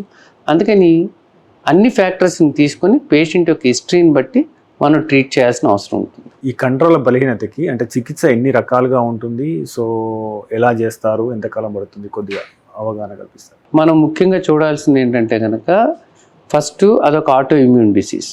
ఆటో ఇమ్యూన్ డిసీజ్ అంటే సింపుల్గా చెప్పాలంటే ప్రతి మనిషికి లోపల సైన్యం ఉంటుంది. అంటే శత్రువును వస్తే ఎదుర్కోవటానికి సైన్యం ఉంటుంది. ఆటో ఇమ్యూనిటీలో ఏమవుతుంది, మన డెవలప్ అయిన సైనికుడే మనకే ఎదురు తిరగచ్చు ఒక్కోసారి. దానికి కారణం బయట వచ్చిన శత్రువుకి లోపల ఉన్న బాడీని శత్రువుకి మిత్రువుకి డిఫరెన్స్ తెలవకపోవచ్చు యాంటీబాడీకి. అందుకనే మనం ఆటో ఇమ్యూనిటీ అంటాం. అంటే సెల్ఫ్ మన మీద మననే అటాక్ చేస్తుంది అనమాట. సో ఇలాంటివి వచ్చినప్పుడు ప్రాథమికంగా మనం ఏం చేయాలి, సిమ్టమ్స్ని ట్రీట్ చేయటమే కాకుండా ఆ ఆటో ఇమ్యూనిటీని కూడా సప్రెస్ చేయాలి. సో ఆటో ఇమ్యూనిటీని సప్రెస్ చేసే విధానాలు రకరకాలుగా ఉంటాయి. అంటే ఉదాహరణకి స్టీరాయిడ్స్ పెడతారు. అంటే కండరాల బలం ఇంప్రూవ్ అవటానికి మనం పైరిడోస్టిగ్మిన్ అని, నియోస్టిగ్మిన్ అని లాంటి మందులు ఇస్తూ ఉంటాం. అలాగే కాకుండా డిసీజ్ మోడిఫైయింగ్ థెరపీ అంటే ప్రధాన కారణం, వ్యాధికి ప్రధాన కారణం, మూల కారణాన్ని దాన్ని ఎదుర్కోవటం. అంటే ఆ యాంటీబాడీస్ని మనం ఎదుర్కోవాలి. ఆ యాంటీబాడీస్ని ఎదుర్కోవటానికి ఏంటి పద్ధతి, ఒకటి మనం బ్లడ్ని శుద్ధి చేయటం. అంటే దాన్ని మనం ఏమంటాం, ప్లాస్మాఫెరెసిస్ అంటాం. అంటే వాటన్నిటిని బయటికి పంపించేస్తాం ఫిల్టర్ చేసి ఆ ప్రోటీన్స్ని. రెండోది మనం ఐవి ఇమ్యునోగ్లోబులిన్స్ అని ఇస్తాం. అంటే ఈ సైన్యానికి ఇంకో స్పెషల్ కమాండ్ ఫోర్స్ లాగా పంపించి వాటిని బ్లాక్ చేయటం. అంటే నేను చెప్పినంత తేలిగ్గా ఉండదు బాడీలో మెకానిజం. అది నిజంగా చదువుతుంటే చాలా ఇంట్రెస్టింగ్గా కూడా ఉంటుంది అన్నమాట. సో అలా మనం స్టీరాయిడ్స్ ఇస్తాం. స్టీరాయిడ్స్ అంటే ఏంటి, ఒక నిప్పు రాజుకున్నప్పుడు ఒక మొత్తం వాటర్ పోసి ఎలా ఆరిపేస్తామో అలా ఆరిపేయటం. సో అంటే ఫస్ట్ స్టీరాయిడ్ ఇచ్చి ఇవ్వటం వల్ల మనం ఏం చేస్తామంటే కనుక దాన్ని వెంటనే ఆర్పటానికి ట్రై చేస్తాం ఫాస్ట్. అయితే ఎప్పుడూ కూడా మనం చూడాల్సింది ఏంటంటే కనుక ఈ 3 ట్రీట్మెంట్స్కి దేని ప్లేస్ దానికి ఉంటుంది అన్నమాట. సో క్రైసిస్ అంటే ఇమీడియట్గా వాళ్ళకి ఊపిరి తీసుకోవడం కష్టం, మింగుడు పడటం కష్టం, వెంటిలేటర్కి వెళ్ళే ప్రమాదం ఉన్నప్పుడు మనం స్టీరాయిడ్స్ ఇవ్వము. మైస్థీనియాలో మెయిన్గా మనం చేసేది ఇందాక మనం అనుకున్నట్లు రక్తం ప్లాస్మాఫెరెసిస్ అంటే ఆ ప్రోటీన్ ఫిల్టర్ చేయటం కానీ, ఐవి ఇమ్యునోగ్లోబులిన్స్ కానీ ఇవ్వటం లాంటివి చేస్తాం. నెక్స్ట్ ఏంటంటే కనుక డిసీజ్ మోడిఫైయింగ్ థెరపీ అంటే క్రైసిస్లో ఉన్నప్పుడు ట్రీట్మెంట్ కాకుండా పేషెంట్ స్టెబిలైజ్ అయిన తర్వాత మనం నెక్స్ట్ స్టీరాయిడ్స్ లో డోస్ ఇచ్చుకుంటూ పెంచుకుంటూ వెళ్ళటం, లేకపోతే ఒకసారి స్టీరాయిడ్ ఇవ్వటం అలాంటివి చేయటమే కాకుండా ఈ ఇమ్యూనిటీని దీర్ఘకాలికంగా సప్రెస్ చేయడానికి కొన్ని మందులు ఉంటాయి అన్నమాట. అంటే ఉదాహరణకి ఎజోథైప్రిన్ అని, మైకోఫెనిలిట్ అని, ఈ మెడిసిన్స్ ఆ ఇమ్యూనిటీని సప్రెస్ చేయడానికి పనికొస్తూ ఉంటాయి. అయితే ఇప్పుడు మనం చూస్తే రకరకాల మెడిసిన్స్ వాడుతూ ఉంటాం అన్నమాట. ఎజోథైప్రిన్ అని, మైకోఫెనిలిట్ అని ఇలాంటి మెడిసిన్స్ వాడుతూ ఉంటాం. ఇంకా మనకి ఇప్పుడు ఇంకా much safer medications, more aggressive medications, so ఒక ఇంజెక్షన్ తీసుకుంటే ఎక్కువ కాలం ఉండే ఇంజెక్షన్స్ ఇలాంటివి కూడా వచ్చినాయి అన్నమాట. సో ఎప్పుడు కూడా ఆ మైస్థీనియా యొక్క ఏజ్ని బట్టి, లేకపోతే థైమస్ ఉంటే కనుక థైమస్ ఎన్లార్జ్మెంట్ ఉన్నా ఆపరేషన్ చేస్తాం, ఆ థైమస్ని తీస్తాం. ఎందుకంటే ఆ యాంటీబాడీ అదొక ఫ్యాక్టరీ లాంటిది, ఆ థైమస్ గ్లాండ్. దాని నుంచి యాంటీబాడీస్ ప్రొడ్యూస్ అవుతూ ఉంటాయి. ఇక్కడ మనం కేవలం యాంటీబాడీస్ని తగ్గించినంత మాత్రాన ప్రాబ్లం సాల్వ్ కాదు. ఒకవేళ ఆ ఫ్యాక్టరీ ఎక్కడి నుంచి ఉత్పత్తి అవుతుంటే కనుక ఆ ఫ్యాక్టరీని కూడా మనం ధ్వంసం చేయాలి. అందుకని ఏం చేస్తారు, ఒకవేళ యాంటీబాడీస్ పాజిటివ్ వచ్చే టెస్ట్లో మనం ఈ సిటీ స్కాన్ చేస్తే కనుక ఈ సిటీ చెస్ట్లో థైమస్ గ్లాండ్ ఎన్లార్జ్మెంట్ ఉన్నా లేకపోతే ట్యూమర్ లాగా ఉన్నా దీన్ని ఆపరేషన్ చేయాలి. మనం చేసి ఇదొక ట్రీట్మెంటు, దానికి తోడు అక్యూట్లో ఉన్న ట్రీట్మెంట్ చేస్తారు. అయిపోయిన తర్వాత అప్పుడు నెక్స్ట్ మెయింటెనెన్స్లో వీటిని కూడా చూస్తారనమాట. ఈఈజీ యాక్చువల్గా మీరు ఏది ఇంటర్నేషనల్లో బాగా ప్రెస్టీజియస్ హెల్త్ ఇన్స్టిట్యూట్ అయిన మయో క్లినిక్లో ఈఈజీ ట్రైనింగ్ తీసుకున్నారు కదా. సో యాక్చువల్గా ఈజీ అంటే మనం ఒక ఇల్లు అనుకున్నప్పుడు ఇల్లులో వైరింగ్ ఉంటుంది. సో ఎక్కడ షార్ట్ సర్క్యూట్ ఉందో తెలుసుకోవడానికి ఈజీ లాంటివి చేస్తారా? సో అంటే ఒక లేమన్ లాంగ్వేజ్లో చెప్పండి. సో ఈజీ ఏం చేస్తుంది, సరైన మందుల వాడకంలో ఇవి వాడాలని సూచించడానికి ఈజీ ఎట్లా హెల్ప్ చేస్తుంది? ఈజీ డెఫినెట్గా ఈజీతో మనం దాని అడ్వాంటేజెస్ దానికి ఉన్నాయి, కానీ కేవలం మనం ఈజీని బేస్ చేసుకుని ట్రీట్ చేయము. ఎందుకంటే ఇప్పుడు ఒక పేషెంట్కి ఫిట్స్ వస్తుంటే కనుక మనం ఈజీ చేస్తే అది పికప్ చేయొచ్చు, చేయకపోవచ్చు. ఫిట్ లేనప్పుడు అంటే ఫిట్ వచ్చి తగ్గిపోయిందంటే 2 రోజుల క్రితం అని చెప్పి తీసుకొస్తే ఆ ఈజీ చేసినప్పుడు మనకి పికప్ అయ్యే శాతం 50% ఉంటుంది. ఓకే, మిగతా 50% మనకు అప్పుడు కనపడకపోవచ్చు నిజంగా ఫిట్స్ ఉన్నా కూడా. అందుకనే పేషెంట్ హిస్టరీ చాలా ఇంపార్టెంట్. కొంతమందికి సార్ అలా చూస్తూ ఉంటాడు ఇప్పుడు కూడా మాట్లాడడం మధ్య మధ్యలో అని చెప్తారు. అప్పుడు మనం ఈజీ చేస్తుంటే మన ఓపీడీ ఈజీలో కూడా పికప్ అయిపోతూ ఉంటుంది అనమాట. లేకపోతే కొద్దిమందికి ఫిట్స్ వచ్చినాయి, వాళ్ళకి ఫిట్స్ అప్పుడు రన్ అవ్వకపోయినా ఇంటరెక్టల్ రికార్డ్ అంటారు, అక్కడక్కడ స్పైక్స్ కూడా కనపడుతూ ఉంటుంది అనమాట. సో దాన్ని ప్రాపర్గా ఇంటర్ప్రిట్ చేసుకుంటే అది మంచి ఆయుధం అన్నమాట తప్పకుండా. అంటే ఈజీ చేయటం వలన ఏంటంటే కనుక మనకి కొంతమంది ఫిట్స్ లేకపోయినా ఫిట్స్ వచ్చినట్టు బిహేవ్ చేయొచ్చు. సో మనకేంటంటే కనుక ఈజీతో అదొక హెల్ప్ అవుతుంది. అంటే ఉదాహరణకి ఫిట్ వచ్చినప్పుడు మనం ఈజీ రికార్డ్ చేస్తే ఆ ఈజీలో కనుక ఫిట్స్ కనుక పికప్ అంటే ఎలక్ట్రికల్ యాక్టివిటీ పికప్ అవ్వకపోతే, అంటే ఫిట్స్ లాంటి ఎలక్ట్రికల్ యాక్టివిటీ పికప్ కాకపోతే కనుక మనం దాన్ని ఏమనుకోవచ్చు, అది ఫిట్ లాంటి యాక్టివిటీ కానీ ఫిట్స్ అవ్వకపోవచ్చు అని నిర్ధారణకు రావచ్చు. ఉదాహరణకి సూడోసీజర్స్, కొద్దిమంది ఫిట్స్ లేకపోయినా వచ్చినట్టు నటిస్తూ ఉండొచ్చు ఒక్కోసారి అనమాట డిస్టర్బెన్స్ మూలాన. అది మనం ఓపీడీ ఈజీలో మనం గుర్తించలేకపోవచ్చు. అందుకే ఏం చేస్తాం, పేషెంట్ని అడ్మిట్ చేసి వీడియో ఈజీలో పెడతాం. వీడియో ఈజీలో పెట్టినప్పుడు ఏమవుతుంది, అతను నిజంగా కొట్టుకుంటున్నప్పుడు మనకి ఈజీ కనెక్షన్లో రికార్డ్ అవ్వకపోతే అతనికి అది ఫిట్ కాకపోవచ్చు అనే నిర్ధారణకు వస్తాం. ఎక్కువ శాతం మందికి అది పికప్ అవుతుంది. పికప్ అవ్వకపోతే కనుక ఖచ్చితంగా అది ఫిట్ కాదేమోనని చెప్పి మనం అనుమానించాల్సిందే. అంటే ఈజీ మనకి ఏం ఉపయోగం చేస్తుంది, ఫిట్ అవునో కాదో చెప్పొచ్చు అది వచ్చినప్పుడు రికార్డ్ చేస్తే కనుక. అలాగే ఫిట్ వచ్చినప్పుడు మనకి అది ఫిట్ అయిని ఇటుపక్క నుంచి వస్తుందో కూడా చెప్తుంది. అదే కాకుండా అది అసలు జనరలైజ్డ్ ఎపిలెప్సీనా లేకపోతే ఫోకల్ ఎపిలెప్సీనా. అంటే జనరలైజ్డ్ ఎపిలెప్సీ అంటే ఒక దగ్గర నుంచి స్టార్ట్ అయ్యి మొత్తం డిస్ట్రిబ్యూట్ అవుతుంది, అది జనరలైజ్డ్ ఎపిలెప్సీ. ఫోకల్ ఎపిలెప్సీ అంటే ఒక దగ్గర స్టార్ట్ అయ్యి మిగతా దానికి స్ప్రెడ్ అవ్వచ్చు, అవ్వకపోవచ్చు. అలా తెలుసుకోవటం వల్ల ఉపయోగం ఏంటంటే కనుక జనరలైజ్డ్ ఎపిలెప్సీలో ఇచ్చే మందులు ఫోకల్ ఎపిలెప్సీలో కూడా ఇవ్వచ్చు, కానీ ఫోకల్ ఎపిలెప్సీలో ఇచ్చే మెడిసిన్స్ జనరలైజ్డ్ ఎపిలెప్సీలో ఇస్తే ఒక్కోసారి అది పెరిగే అవకాశం ఉంటుంది. ఒకప్పుడు ఈ మెడికేషన్స్కి క్లియర్ కట్ లైన్ ఉండేది. ఇప్పుడు మనకి ట్రీట్మెంట్ లేకపోతే ఆధునిక కొత్త వైద్యంలో చాలా రకాల మందులు వచ్చేటప్పటికి రెండింటికి పనికొచ్చే మందులు వచ్చినాయి కాబట్టి ఇప్పుడు ఆ సమస్య అంత ఎక్కువగా ఉండదు. కానీ ఫిట్స్ మెడిసిన్స్ వాడుకుంటున్నా కూడా ఫిట్స్ కంట్రోల్ కావట్లేదు అంటే అది ఎందుకు వస్తుంది, ఒక పక్క నుంచి ఫిట్స్ వస్తున్నాయి, అది కంట్రోల్ కావట్లా. సో ఎంత శాతం కంట్రోల్ అవుతుంది మందులతో, ఒక రకమైన ఫిట్ ఒక మందు వాడితే కరెక్ట్ డోసేజీ రెగ్యులర్గా వేసుకుంటే 50% మందికి కంట్రోల్ అవుతాయి ఫోకల్ ఫిట్స్. ఓకే, 2 రకాల మందులు వాడుకుంటే 70% మందికి కంట్రోల్ అవుతుంది. మిగతా 30% మందికి కంట్రోల్ అవ్వదు మనం మందులు వాడుకున్నా కూడా, 25-30% మందికి. దాన్ని మనం రిఫ్రాక్టరీ ఎపిలెప్సీ అంటాం. అంటే మందులకి లొంగని ఎపిలెప్సీ. అది ముఖ్యంగా ఎక్కడ ఫోకల్ ఎపిలెప్సీ, అంటే ఒక పక్క నుంచి అరైజ్ అవుతుంది. సో మన ఈజీ ఏం చెప్తుంది, ఇది ఫిట్టే ఒకటి, ఇది ఒక పక్కనే 2 పక్కల నుంచి ఒకసారి స్టార్ట్ అయిందా ఒక పక్కనే వస్తుందా 2 చెప్తుంది. మూడోది మనకు అది నిర్ధారణ అయినప్పుడు మనం ఏ మెడిసిన్ పెడతాం, మెడిసిన్ పెట్టినప్పుడు మెడిసిన్స్ కనుక వర్కౌట్ అవ్వకపోతే ఆ 30% మందిలో కొద్దిమందికి సర్జరీ చేస్తే కనుక వీళ్ళకి కంట్రోల్ అయ్యే అవకాశం ఉంటుంది. ఒక్కోసారి మెడిసిన్స్ కూడా లేకుండా కూడా కంట్రోల్ చేయొచ్చు కొద్ది శాతం మందిలో. అందుకని ఈ ఎపిలెప్సీ సర్జరీ చేయటానికి కూడా ఈ ఈఈజీ దాన్ని ఐడెంటిఫై చేస్తుంది. కానీ మనం కేవలం ఈఈజీ ఆధారపడే చేయం. క్లినికల్ కంకార్డెన్స్ అంటాం. అంటే మనం హిస్టరీ తీసుకుంటున్నప్పుడు నాకు ఎడం చేయి కదులుతుందండి అని చెప్పాడు అనుకోండి స్టార్ట్ అయినప్పుడు, తర్వాత స్ట్రోక్ కోల్పోతున్నానంటే ఏంటి, కుడి పక్క నుంచి అరైజ్ అవ్వచ్చు ఫిట్ మోస్ట్ ప్రాబబులీ. అట్లాగే మనం ఎంఆర్ఐ చేస్తే గడ్డ ఎంఆర్ఐ లేకపోతే ఏమైనా స్కారు కుడి పక్కన ఉండొచ్చు. సో క్లినికల్ కన్కార్డెన్స్ అంటే రెండు మనకి సరిపోయింది. ఈజీ చేసినప్పుడు ఫోకస్ ఒకవేళ మనకి ఎడం పక్కనే వస్తుంది అనుకోండి, అంటే ఏంటి, డిస్కార్డెన్స్. అంటే హిస్టరీ బట్టేమో ఎడం చేయి కదిలిస్తున్నాడు, ఎంఆర్ఐ ఏమో కుడి పక్కనే ఉంది, అంటే ఎడం చేతికి సరిపోతుంది.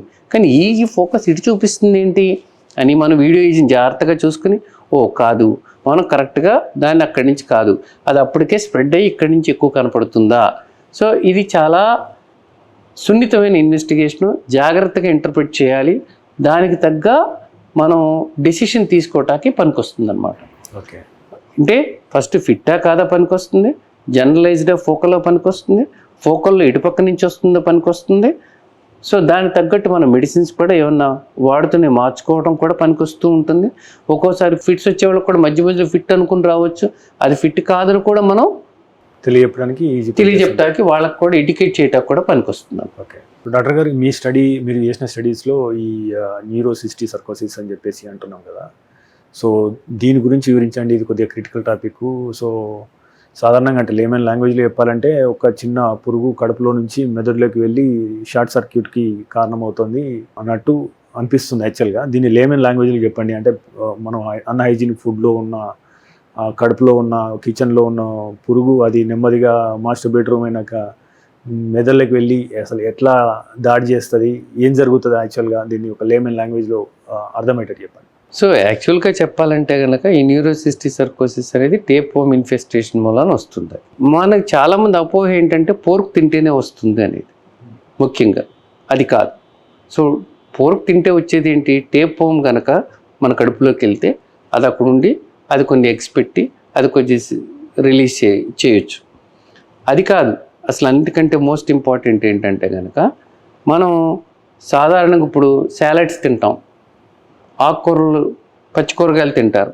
సో దీంట్లో ఏంటంటే కనుక ఫ్లోయింగ్ వాటర్ అంటే ఏదైనా కంటామినేటెడ్ వాటర్లో ఈ అంటే టేప్ వర్మ్ ఎగ్స్ కనుక కంటామినేట్ అయితే అవి ఎవరన్నా మనం ఆ వాటర్ కన్జ్యూమ్ చేసినా లేకపోతే ఆ వాటర్తో పాటు అంటే ఈ ముఖ్యంగా ఈ సాలెడ్స్ వెజిటబుల్స్తో పాటు ఆ సిస్ట్లు కూడా లోపలికి వెళ్తే, ఎగ్స్ కూడా లోపలికి వెళ్తే అవి స్టమక్లో అవి లార్వా లాగా ప్రొడ్యూస్ అయ్యి అవి ఇంటెస్టైనల్ మ్యూకోసా ద్వారా బ్లడ్లోకి వెళ్ళి ఆ బ్లడ్ నుంచి బ్రెయిన్కి రీచ్ అవుతాయి అన్నమాట. ఇక అది అక్కడికి రీచ్ అయిన తర్వాత అది ఎక్కడికి తప్పించుకోలేదు, అది అక్కడే ఉంటుంది. దానికి మన బ్రెయిన్లో ఆటోమేటిక్గా జరిగే రియాక్షన్కి అది చనిపోవచ్చు. అది చనిపోయినంత మాత్రాన అక్కడ అది ఇంకా ప్రాబ్లం రాదు అనుకోవటానికి లేదు. అక్కడ స్కార్ ఫామ్ అయినా లేకపోతే డిఫరెంట్ స్టేజెస్లో అది బ్రెయిన్లో నార్మల్గా జరిగే ఎలక్ట్రికల్ సర్క్యూట్ని డిస్టర్బ్ చేయొచ్చు. అది చేయదు. ఇన్ఫ్లమేషను దాని చుట్టూతో ఇన్ఫ్లమేషన్ రావటం వలన అది జరగటం వలన ఫిట్స్ లాగా ప్రొడ్యూస్ చేయొచ్చు అనమాట. చాలామంది అపోహపడినట్టు కేవలం పోర్క్ తింటే రాదు. ఓకే, సో పోర్క్ తింటే ఏమొస్తుంది, టేప్ వర్మ్స్ లోపలికి వెళ్ళొచ్చు, లేకపోతే దాంట్లో ఉన్న సిస్టులు లోపలికి వెళ్ళొచ్చు. అల్టిమేట్గా ఏంటంటే దాంట్లో ఉన్న ఎగ్స్ అవి లార్వా లాగా సిస్టుల్ లాగా ప్రొడ్యూస్ అయ్యి అవి బ్లడ్లోకి వెళ్ళటం వలన అట్లా వస్తుంది. మనం దీన్ని ఎలా నివారించుకోవాలి? సో మనం ఎప్పుడైనా సరే పోర్క్ తింటున్నా కూడా బాగా కుక్ అయిన పోర్క్ తినాలి, ప్రాపర్గా కుక్ చేసి తినాలి. అలాగే ప్రాపర్ హ్యాండ్ హైజీన్ మెయింటైన్ చేయాలి. ఎవరిలో కూడా కొద్ది మందిలో వాళ్ళలో కూడా ఆ టేప్ వర్మ్ ఉండి సో దాంట్లో ఉన్న ఎగ్స్ వాళ్ళు మన వాష్రూమ్కి వెళ్ళినప్పుడు ఆ చేతులు వేసరికి కడుక్కోకపోతే అయ్యే మళ్ళీ నోటి ద్వారా వాళ్ళ ఎగ్స్ అయ్యే మళ్ళీ లోపలికి వెళ్ళి మళ్ళీ అవి రావచ్చు. లేదా బయట నుంచి కూడా కంటామినేట్ అయిన సాలెడ్స్ ద్వారా కూడా ఆ సిస్ట్లు మన లోపలకి ఎంటర్ అయ్యి ప్రాబ్లం రావచ్చు. అందుకని ఎప్పుడు కూడా మనం ఏం చెప్తాము, కూరగాయలు శుభ్రంగా కడగండి, సాల్ట్ వాటర్తో కానీ గోరువెచ్చని నీళ్ళతో కానీ కడగండి అని చెప్తాం. ఎవరికి వాళ్ళు వాష్రూమ్కి వెళ్ళి వచ్చిన తర్వాత శుభ్రంగా చేతులు కడుక్కోమని చెప్తాం. ఎందుకంటే వాళ్ళ నుంచి ఇన్ఫెక్షన్ వాళ్ళకే వెళ్ళొచ్చు కాబట్టి. లేకపోతే బయట నుంచి వచ్చే ఇన్ఫెక్షన్ నివారించడానికి మనం చేతులు శుభ్రంగా కడుక్కోమని, లేకపోతే కనుక కూరగాయలు వాటిని శుభ్రంగా వాష్ చేయమని చెప్తాం. సో ప్రాపర్గా పోర్క్ తిన్నా ప్రాపర్గా కుక్ చేసింది తినాలి.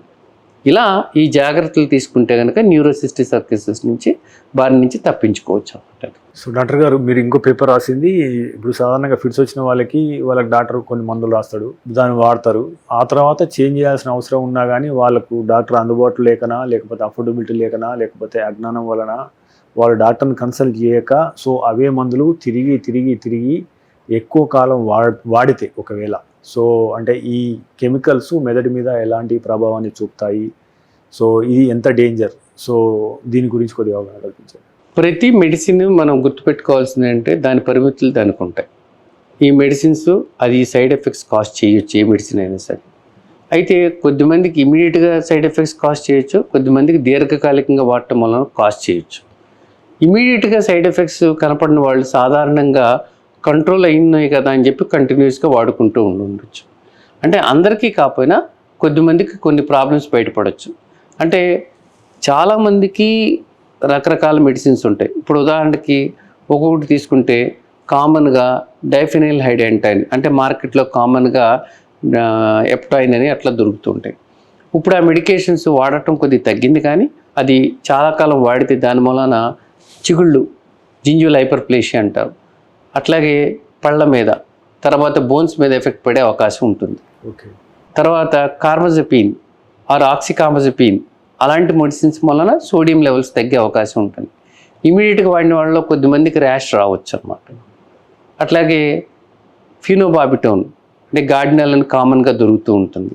యాక్చువల్గా బాగా పనిచేస్తుంది మందు కూడా, కానీ కొద్ది మందిలో దాని వల్ల దానికి వచ్చే ప్రాబ్లమ్స్ రావచ్చు. ఇమీడియట్గా వాడితే ర్యాష్ లాంటిది రావచ్చు. దీర్ఘకాలికంగా వాడితే అట్లాగే బోన్స్ మీద ఎఫెక్ట్ పడవచ్చు. ఇట్లా ప్రతి మెడిసిన్స్కి వాటి యొక్క సైడ్ ఎఫెక్ట్స్ ఉంటాయి. ఇప్పుడు లెవిట్రిసిటామ్ అనే మెడిసిన్ వాడతారు, వాళ్ళల్లో మత్తుగా ఉండొచ్చు, లేకపోతే మానసిక సమస్యలు కొద్దిమందికి రావచ్చు. సో అంటే చాలామందికి మెడిసిన్ వాడుతుంటే కనుక అవగాహన లేకుండా కంటిన్యూస్గా వాడుతూ ఉండొచ్చు. కొంతమంది ఫిట్స్ వస్తున్నా వాడుకుంటూనే ఉంటారు. కొద్దిమంది అది ఎప్పుడూ రాసిన మెడిసిన్స్, ముఖ్యంగా ఆడపిల్లల్లో చాలా ఇంపార్టెంట్. వాళ్ళకి పెళ్లి వయసు వచ్చేటప్పటికి మెడిసిన్స్ ఒక్కోసారి మనం జాగ్రత్తగా టైట్రేట్ చేయాల్సి వస్తుంది, ప్రాపర్గా మెడిసిన్స్ వాడాల్సి వస్తుంది.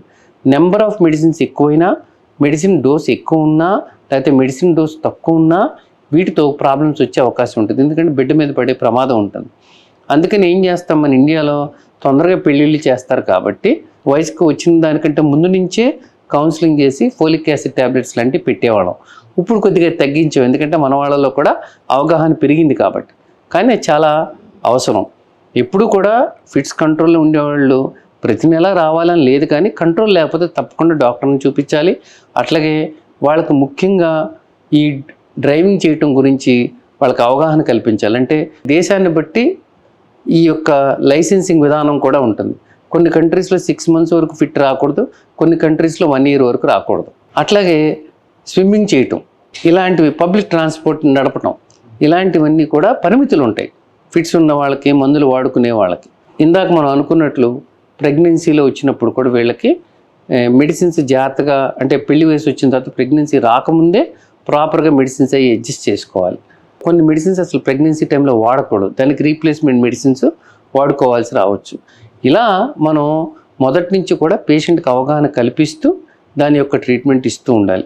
మధ్య మధ్యలో అప్పుడప్పుడు బ్లడ్ టెస్టులు చేస్తూ ఉండాలి. కొన్ని మెడిసిన్స్కి లివర్ మీద ఎఫెక్ట్ ఉండొచ్చు, కొద్దిమందికి జనరల్గా మన యొక్క బోన్ హెల్త్ మీద ఎఫెక్ట్ ఉండొచ్చు, కొన్ని మెడిసిన్స్కి మన బ్లడ్ కౌంట్స్ మీద ఎఫెక్ట్ పడవచ్చు. కాబట్టి రెగ్యులర్గా, అంటే ఒక వారం 10 రోజులకు కాకపోయినా, నెలకు కాకపోయినా కూడా ప్రాథమికంగా కొద్దిగా ఫ్రీక్వెంట్గా చేసిన తర్వాత మనం అప్పుడప్పుడు కొన్ని టెస్టులు చేస్తూ ఉండాలన్నమాట వీళ్ళకి.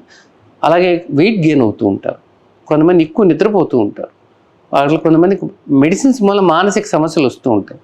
అందుకని మనం ఎప్పుడు కూడా పేషెంట్ యొక్క సమస్యని మనం విని దానికి తగ్గట్లు మనం మెడిసిన్ మార్చడానికి ఇప్పుడు మనకు బోల్డ్ ఆప్షన్స్ ఉన్నాయి. ఒకప్పుడైతే 2-3 మెడికేషన్స్ ఉన్నాయి, ఇప్పుడు మంచి మంచి మందులు వచ్చినాయి, ఇంకా మంచి వస్తాయి మనకి. డెఫినెట్గా ఈ మెడికల్ ఫీల్డ్ చాలా డైనమిక్గా ఉంటుంది, చాలా ఫాస్ట్గా చాలా ఫాస్ట్గా నిన్నటిది ఇవాళకి మారిపోతూ ఉంటుంది. సో ఫాస్ట్గా మారిపోతూ ఉంటుంది. అంటే ప్రతివి అన్నీ మారాలని లేదు, కానీ మారుతూ ఉంటుంది. అంటే నేను అన్నట్లు కొద్దిగా అతిశయోక్తిగా ఉండొచ్చు, నిన్నటిది ఇవాళ మారుతుందని. అది కాకపోవచ్చు, కానీ డెఫినెట్గా మేజర్ షిఫ్ట్ అయితే జరుగుతూ ఉంటుందన్నమాట. ఒకప్పుడు ఫిట్స్ వస్తే మెడిసిన్స్తో సైడ్ ఎఫెక్ట్స్ ఉండే, ఇప్పుడు సేఫ్ మెడిసిన్స్ వచ్చినాయి అన్నమాట. సో తప్పకుండా మనం ఆశావాహంగా ఉండొచ్చు, ప్రాపర్ డాక్టర్ దగ్గర గైడెన్స్ తీసుకుని ప్రాపర్ మెడిసిన్స్ వాడుకోవాలి. ఒకప్పుడు ఆడపిల్లలకు ఫిట్స్ ఉన్నాయంటే పెళ్ళిళ్ళు చేయటానికి అదొక పెద్ద ప్రాబ్లంగా ఉండేదన్నమాట. సో ఈరోజు ఇంకా పోయిందని నేను చెప్పను, కానీ బట్ మనం చాలా ప్రముఖ క్రికెటర్స్ని చూసాం, ప్రముఖ రాజకీయ నాయకులను చూసాం, ఫిట్స్ ఉన్నా కూడా వాళ్ళ యొక్క ఫీల్డ్లో అద్భుతంగా చేస్తున్నారు. సో అందుకని ఫిట్ అనేది వాళ్ళకి సాధారణంగా ఒక ప్రాబ్లం వచ్చిందని దాన్ని మనం వాళ్ళకి అది తగ్గందనో లేకపోతే ఇంకోటనో చూడక్కర్లేదు. చాలామంది చక్కగా మెడిసిన్స్తో కంట్రోల్ చేసుకోవచ్చు. ఇప్పుడు ఆపరేషనల్ సర్జరీలు కూడా వచ్చినాయి. చాలామంది పెళ్ళిళ్ళు చేసుకోవచ్చు, ఎక్కువ శాతం మంది పెళ్ళిళ్ళు చేసుకుని పిల్లలను కూడా కనొచ్చు. వెరీ రేర్గా మరి కొన్ని ప్రత్యేక పరిస్థితులు తప్పితే చాలామంది చక్కగా మెడిసిన్స్ వాడుకుంటూ చేయొచ్చు అనమాట, పాజిటివ్గా తీసుకోవచ్చు. డాక్టర్ గారు, ఇంకొకటి అంటే మనం సాధారణంగా జీవనశైలి మారిన కొద్దీ నిద్ర తగ్గుతుంది. యాక్చువల్గా నైట్ షిఫ్ట్లు పెరుగుతున్నాయి, సో వివిధ షిఫ్ట్లో పనిచేయాల్సి వస్తుంది, రాత్రికి పగలుకు తేడా లేని లైట్స్ వచ్చినాయి. దీంతో నిద్ర క్వాలిటీ నిద్ర తగ్గడం ఒకటి, నిద్ర సమయం తగ్గడం ఒకటి, ఇది జరుగుతుంది. యాక్చువల్గా నిద్ర యొక్క ప్రాముఖ్యత ఏంటి? సో బ్రెయిన్కి అది రెస్ట్ తీసుకోవాలన్నా, తిరిగి రెజ్యుమినేట్ కావాలన్నా, సో నిద్ర దానికి ఎంత అవసరము, ఆ క్వాలిటీ నిద్ర యొక్క ఆవశ్యకత చెప్పండి. లేకపోతే ఏం జరుగుతుంది, ఆ నిద్ర సరిగా ఉన్నప్పుడు బ్రెయిన్ ఎంత శాంతంగా, ఎలా శాంతంగా ఉంటుంది? సో నిద్ర అనేది మనకి దైనందిన జీవితంలో చాలా చాలా అవసరం. ఎందుకంటే కనుక మనం చాలామంది అనుకుంటాం నిద్రపోతే బ్రెయిన్కి రెస్ట్ ఇస్తున్నాం అనుకుంటాం, కానీ పాపం రెస్ట్ తీసుకోదు బ్రెయిన్. ఎప్పుడు నిరంతరంగా దాని పని దాన్ని చేస్తూనే ఉంటుంది. మెలుకున్నప్పుడు చేయాల్సిన పని చేస్తుంది, పడుకున్నప్పుడు చేసే పని ఏంటి, డీటాక్సిఫికేషన్, అంటే మనకున్న వేస్ట్ ప్రోడక్ట్స్ని అంతా క్లీన్ చేస్తుంది. అట్లాగే మన యొక్క మెమరీని కూడా కన్సాలిడేట్ చేస్తుంది. మెమరీని మనం అందుకని నిద్ర సరిపడ నిద్ర అవసరం. సరిగ్గా నిద్రపోకపోతే సరిగ్గా క్లీనింగ్ అవ్వదు, సరిగ్గా జ్ఞాపక శక్తి పెరగదు. సో తొందరగా వేరే జబ్బులు, న్యూరో డీజనరేటివ్ డిసీజెస్ వచ్చే ప్రమాదం ఉండొచ్చు అన్నమాట. సో అందుకని ఎప్పుడు కూడా నిద్రపోవటమే కాకుండా, అంటే ఇప్పుడు సాధారణంగా ఎన్ని గంటలు అని అడుగుతారు, మనం కనీసం 7-8 గంటలు మంచి క్వాలిటీ ఆఫ్ స్లీప్ ఉండటం అనేది చాలా ముఖ్య అవసరం.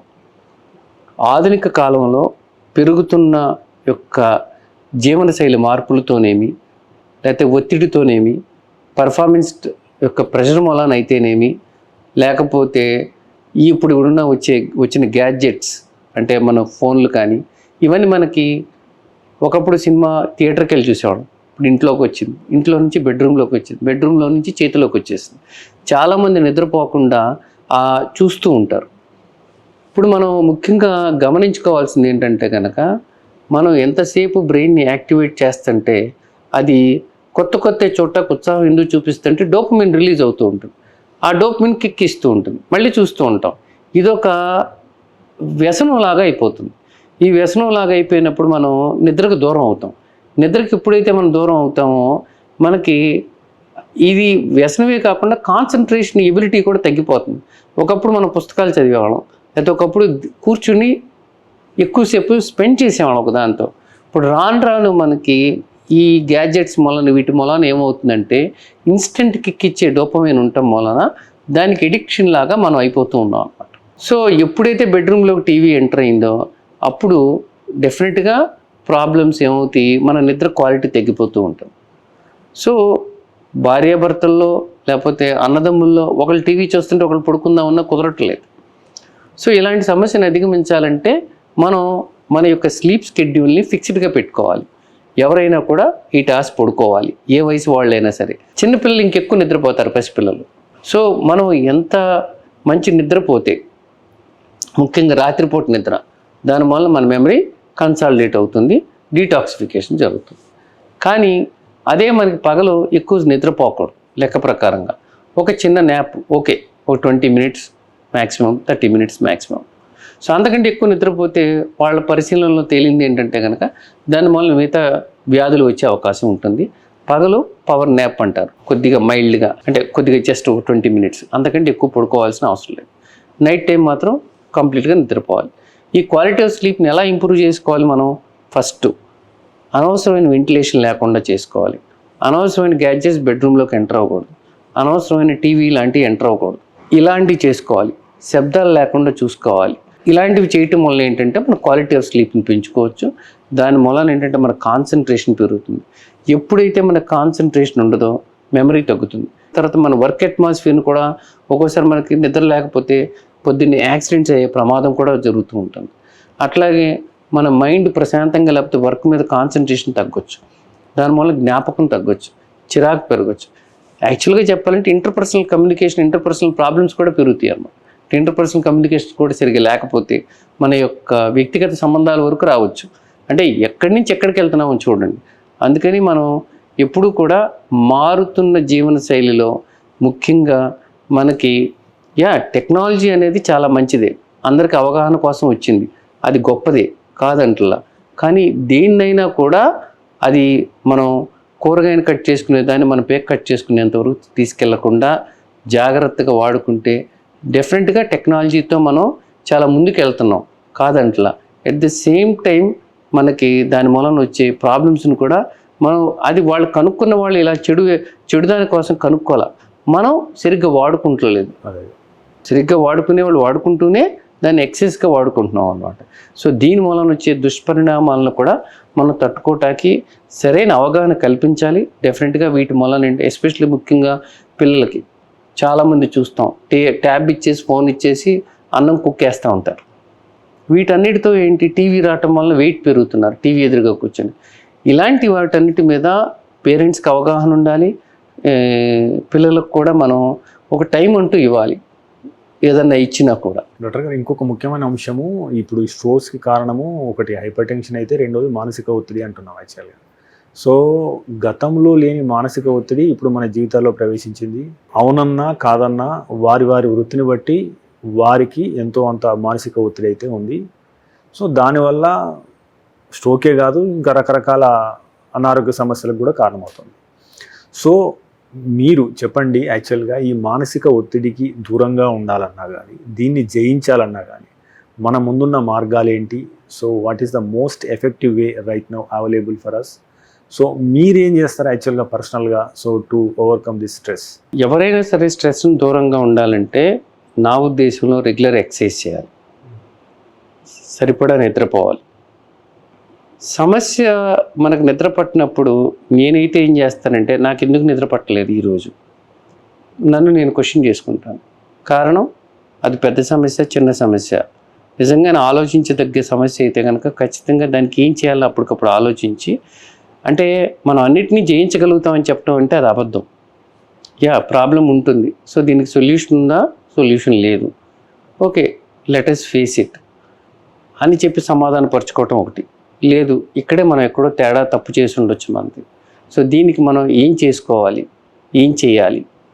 ఆర్ వెంటిలేషన్, అంటే మనకు బాగా ముఖ్యమైన స్నేహితులతోనో, మనకు బాగా నమ్మకమైన ఫ్రెండ్తోనో అంటే మన సమస్యకు నిజంగా చెప్పగలిగే వాళ్ళ దగ్గర వెంటిలేట్ చేయటం, లేకపోతే చిన్నవాళ్ళైనా పెద్దవాళ్ళైనా మన పిల్లలతో మాట్లాడటం, ఫ్యామిలీ టైం స్పెండ్ చేయటం, అది చాలా ముఖ్యంగా చాలా హెల్ప్ అవుతుందని అనుకుంటాను నేను.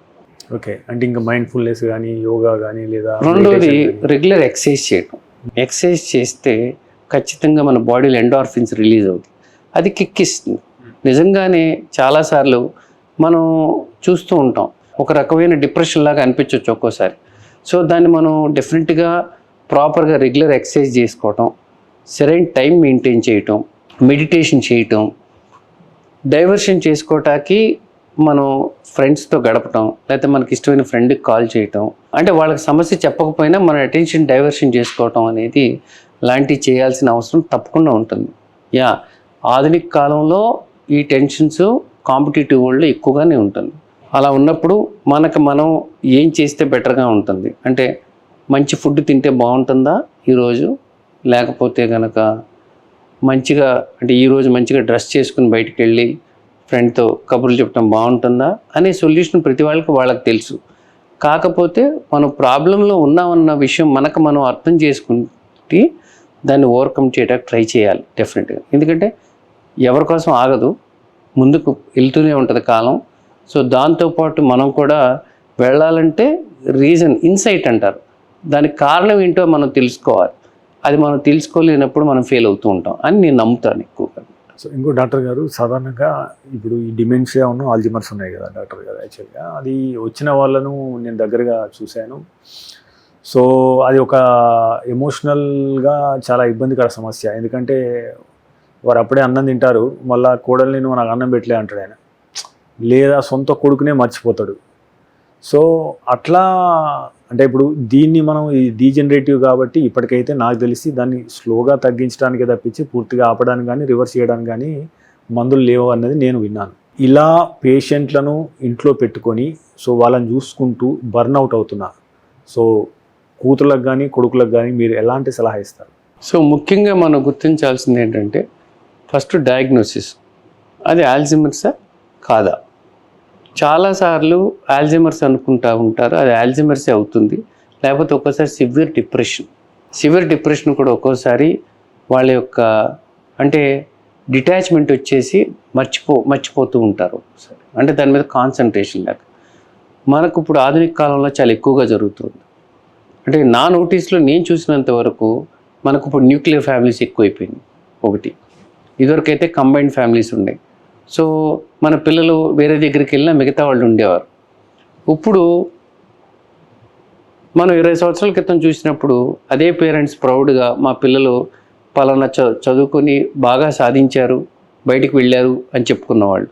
ఇప్పుడు పిల్లలు దూరం అయిపోయారు, ఆ డిప్రెషన్తో వాళ్ళు మర్చిపోవడం జరుగుతూ ఉంటుంది.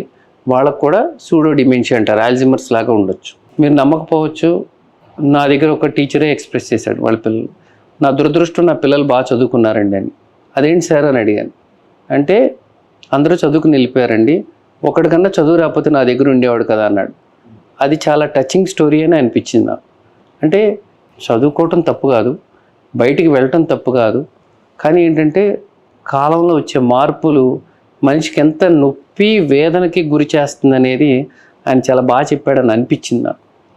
అంతేగాని ఆయన చెప్పింది కరెక్ట్ అని నేను అంటలేదు, ఆయన బాధతో మాట్లాడిన మాటలు నిజంగా ఐ ఓపెనింగ్ లాగా అనిపించింది.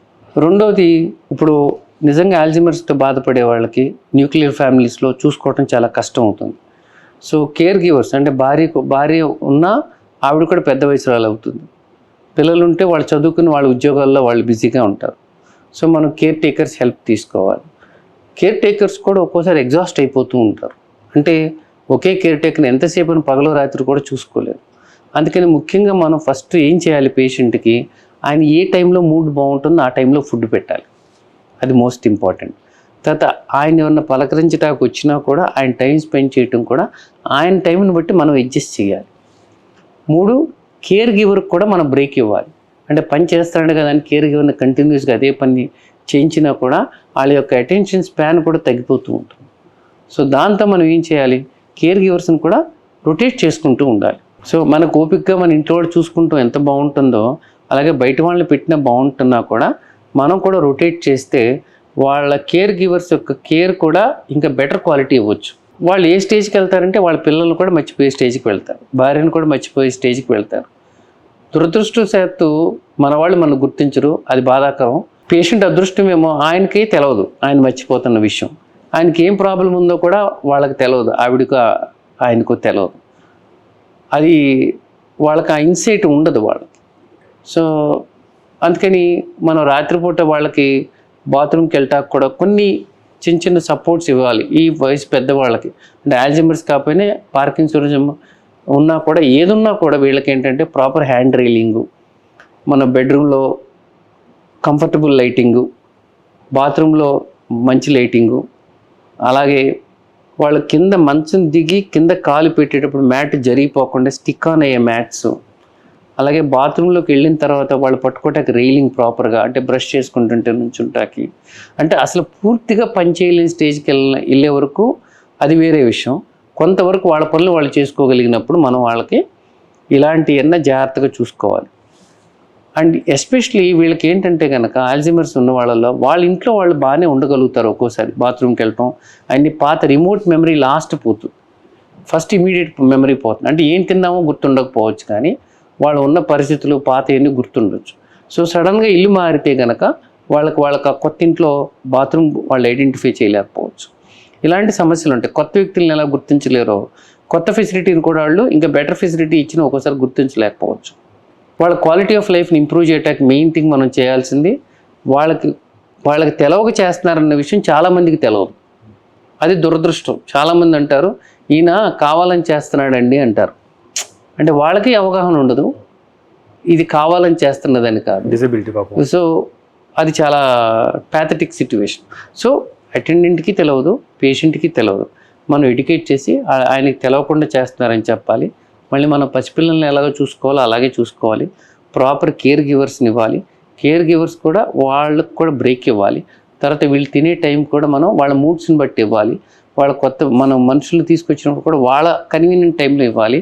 ఇలాంటివి తీసుకోవాలండి. మన చుట్టుపక్కల ఎవరైనా ఫిట్స్తోని కనుక ఇబ్బంది పడుతూ ఉంటే కొంతమంది ఇప్పటికీ స్పూన్లు పెట్టడం, చేతిలో తాళాలు పెట్టడం, కొంతమంది నీళ్లు పోయడం, ఇటువంటి కార్యక్రమాలు చేస్తూ ఉంటారు.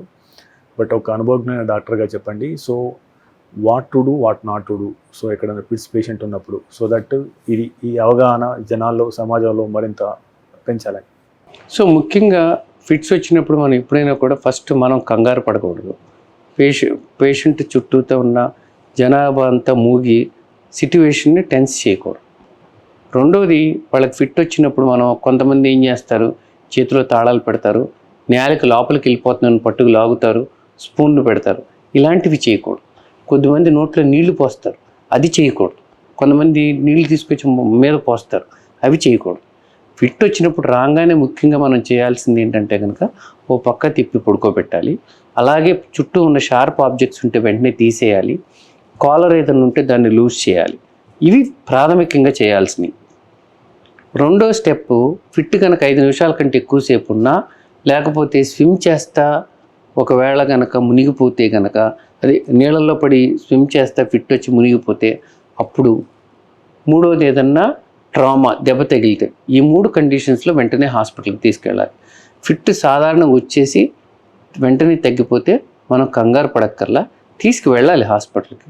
కాకపోతే 5 మినిట్స్ కంటే ఎక్కువసేపు కొట్టుకుంటూనే ఉంటే కనుక మనం ఖచ్చితంగా పేషెంట్ని ఇమీడియట్గా హాస్పిటల్కి తీసుకువెళ్ళాలి. ఓకే. అంతేగాని మనం చేతిలో తాళాలు పెడతాం, నేలకి లాగటం, నీళ్లు పోయటం లాంటివి చేయకుండా ఉండాలి. మెడ్ ప్లస్ లో అదే మెడిసిన్, అదే క్వాలిటీ. మార్కెటింగ్, డిస్ట్రిబ్యూషన్, ఇంకోటి అంటూ వీళ్ళకి అదనపు ఛార్జీలు ఉండవు. అందువల్లే 50 to 80% డిస్కౌంట్ లో మనకు అందిస్తున్నారు. ఇంకో డాక్టర్ గారు, అంటే ఇప్పుడు సాధారణంగా ఏఐ యుగం నడుస్తుంది. సో ఏఐతోని రీసెర్చ్ చాలా వేగవంతం అవుతుంది, ఆవిష్కరణలు కూడా అంతే వేగంగా వస్తాయని చెప్పేసి ఒక నమ్మకం ఏర్పడది. సో న్యూరాలజీ రంగంలో ఏ అంశాల మీద రైట్ నౌ భారీ ఎత్తున పరిశోధన జరుగుతుంది. సో వచ్చే 5 నుంచి 10 ఏళ్లలో ఏ ఆవిష్కరణలు వచ్చే అవకాశం ఉంది, సో దట్ పేషెంట్స్కి దీని ద్వారా పెద్ద ఉపశమనం జరిగే అవకాశం ఉంది, మీ అంచనా ఏంటి? ఎప్పుడు టెక్నాలజీ వచ్చేదాన్ని ఎవరు ఆపలేమండి, కానీ ప్యూర్గా టెక్నాలజీ మీదే బేస్ చేసి ఉండకూడదు.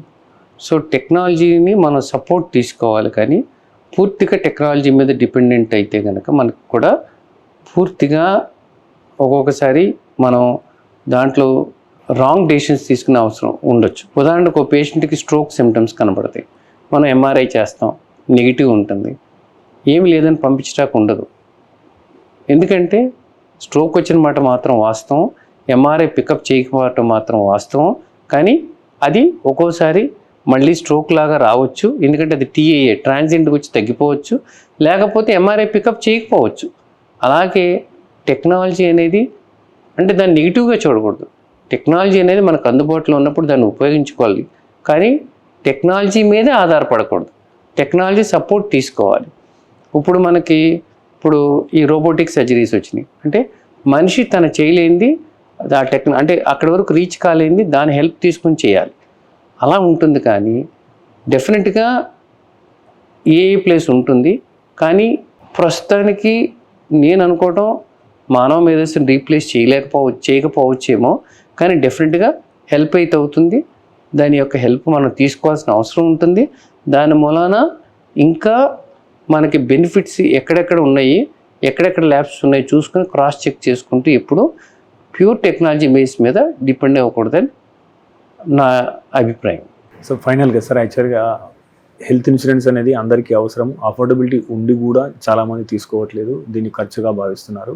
సో దీని పట్ల అవగాహన పెంచాల్సిన బాధ్యత మీపై, మా మీడియాపై, మాపై కూడా ఉంది. కాబట్టి సో మీరు చూసిన వాస్తవ కేసులు ఏంటి, యాక్చువల్గా హెల్త్ ఇన్సూరెన్స్ తీసుకోవడం ఎంత ముఖ్యము, ఎందుకు? హెల్త్ ఇన్సూరెన్స్ అందరికీ తీసుకోవటం అవసరమేనండి. ఎందుకంటే ఎప్పుడు ఎవరికి ఎలా ప్రాబ్లం వస్తుందో మనకు తెలియదు. కాబట్టి హెల్త్ కవరేజ్ తీసుకోవటం చాలా ఉపయోగం.